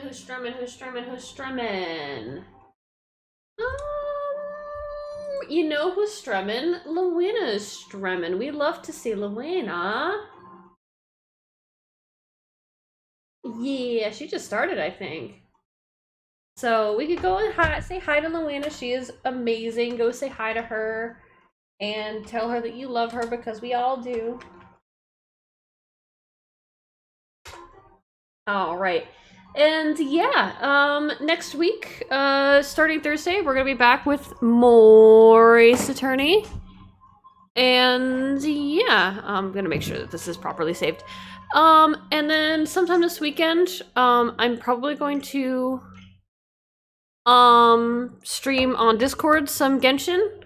Sunday, maybe a multiplayer stream, we shall see. And yeah, we'll probably see, yeah, we'll do some Genshin tomorrow on Discord. If you haven't already joined the Discord, please do so already. There is a link below, or you can !Discord, or there you could just scroll up a little bit. So yeah, have some fun and have a good night. And Riddles, make sure you go to bed after you say hi to Luena, because I know that you have to go to bed. It is late for you.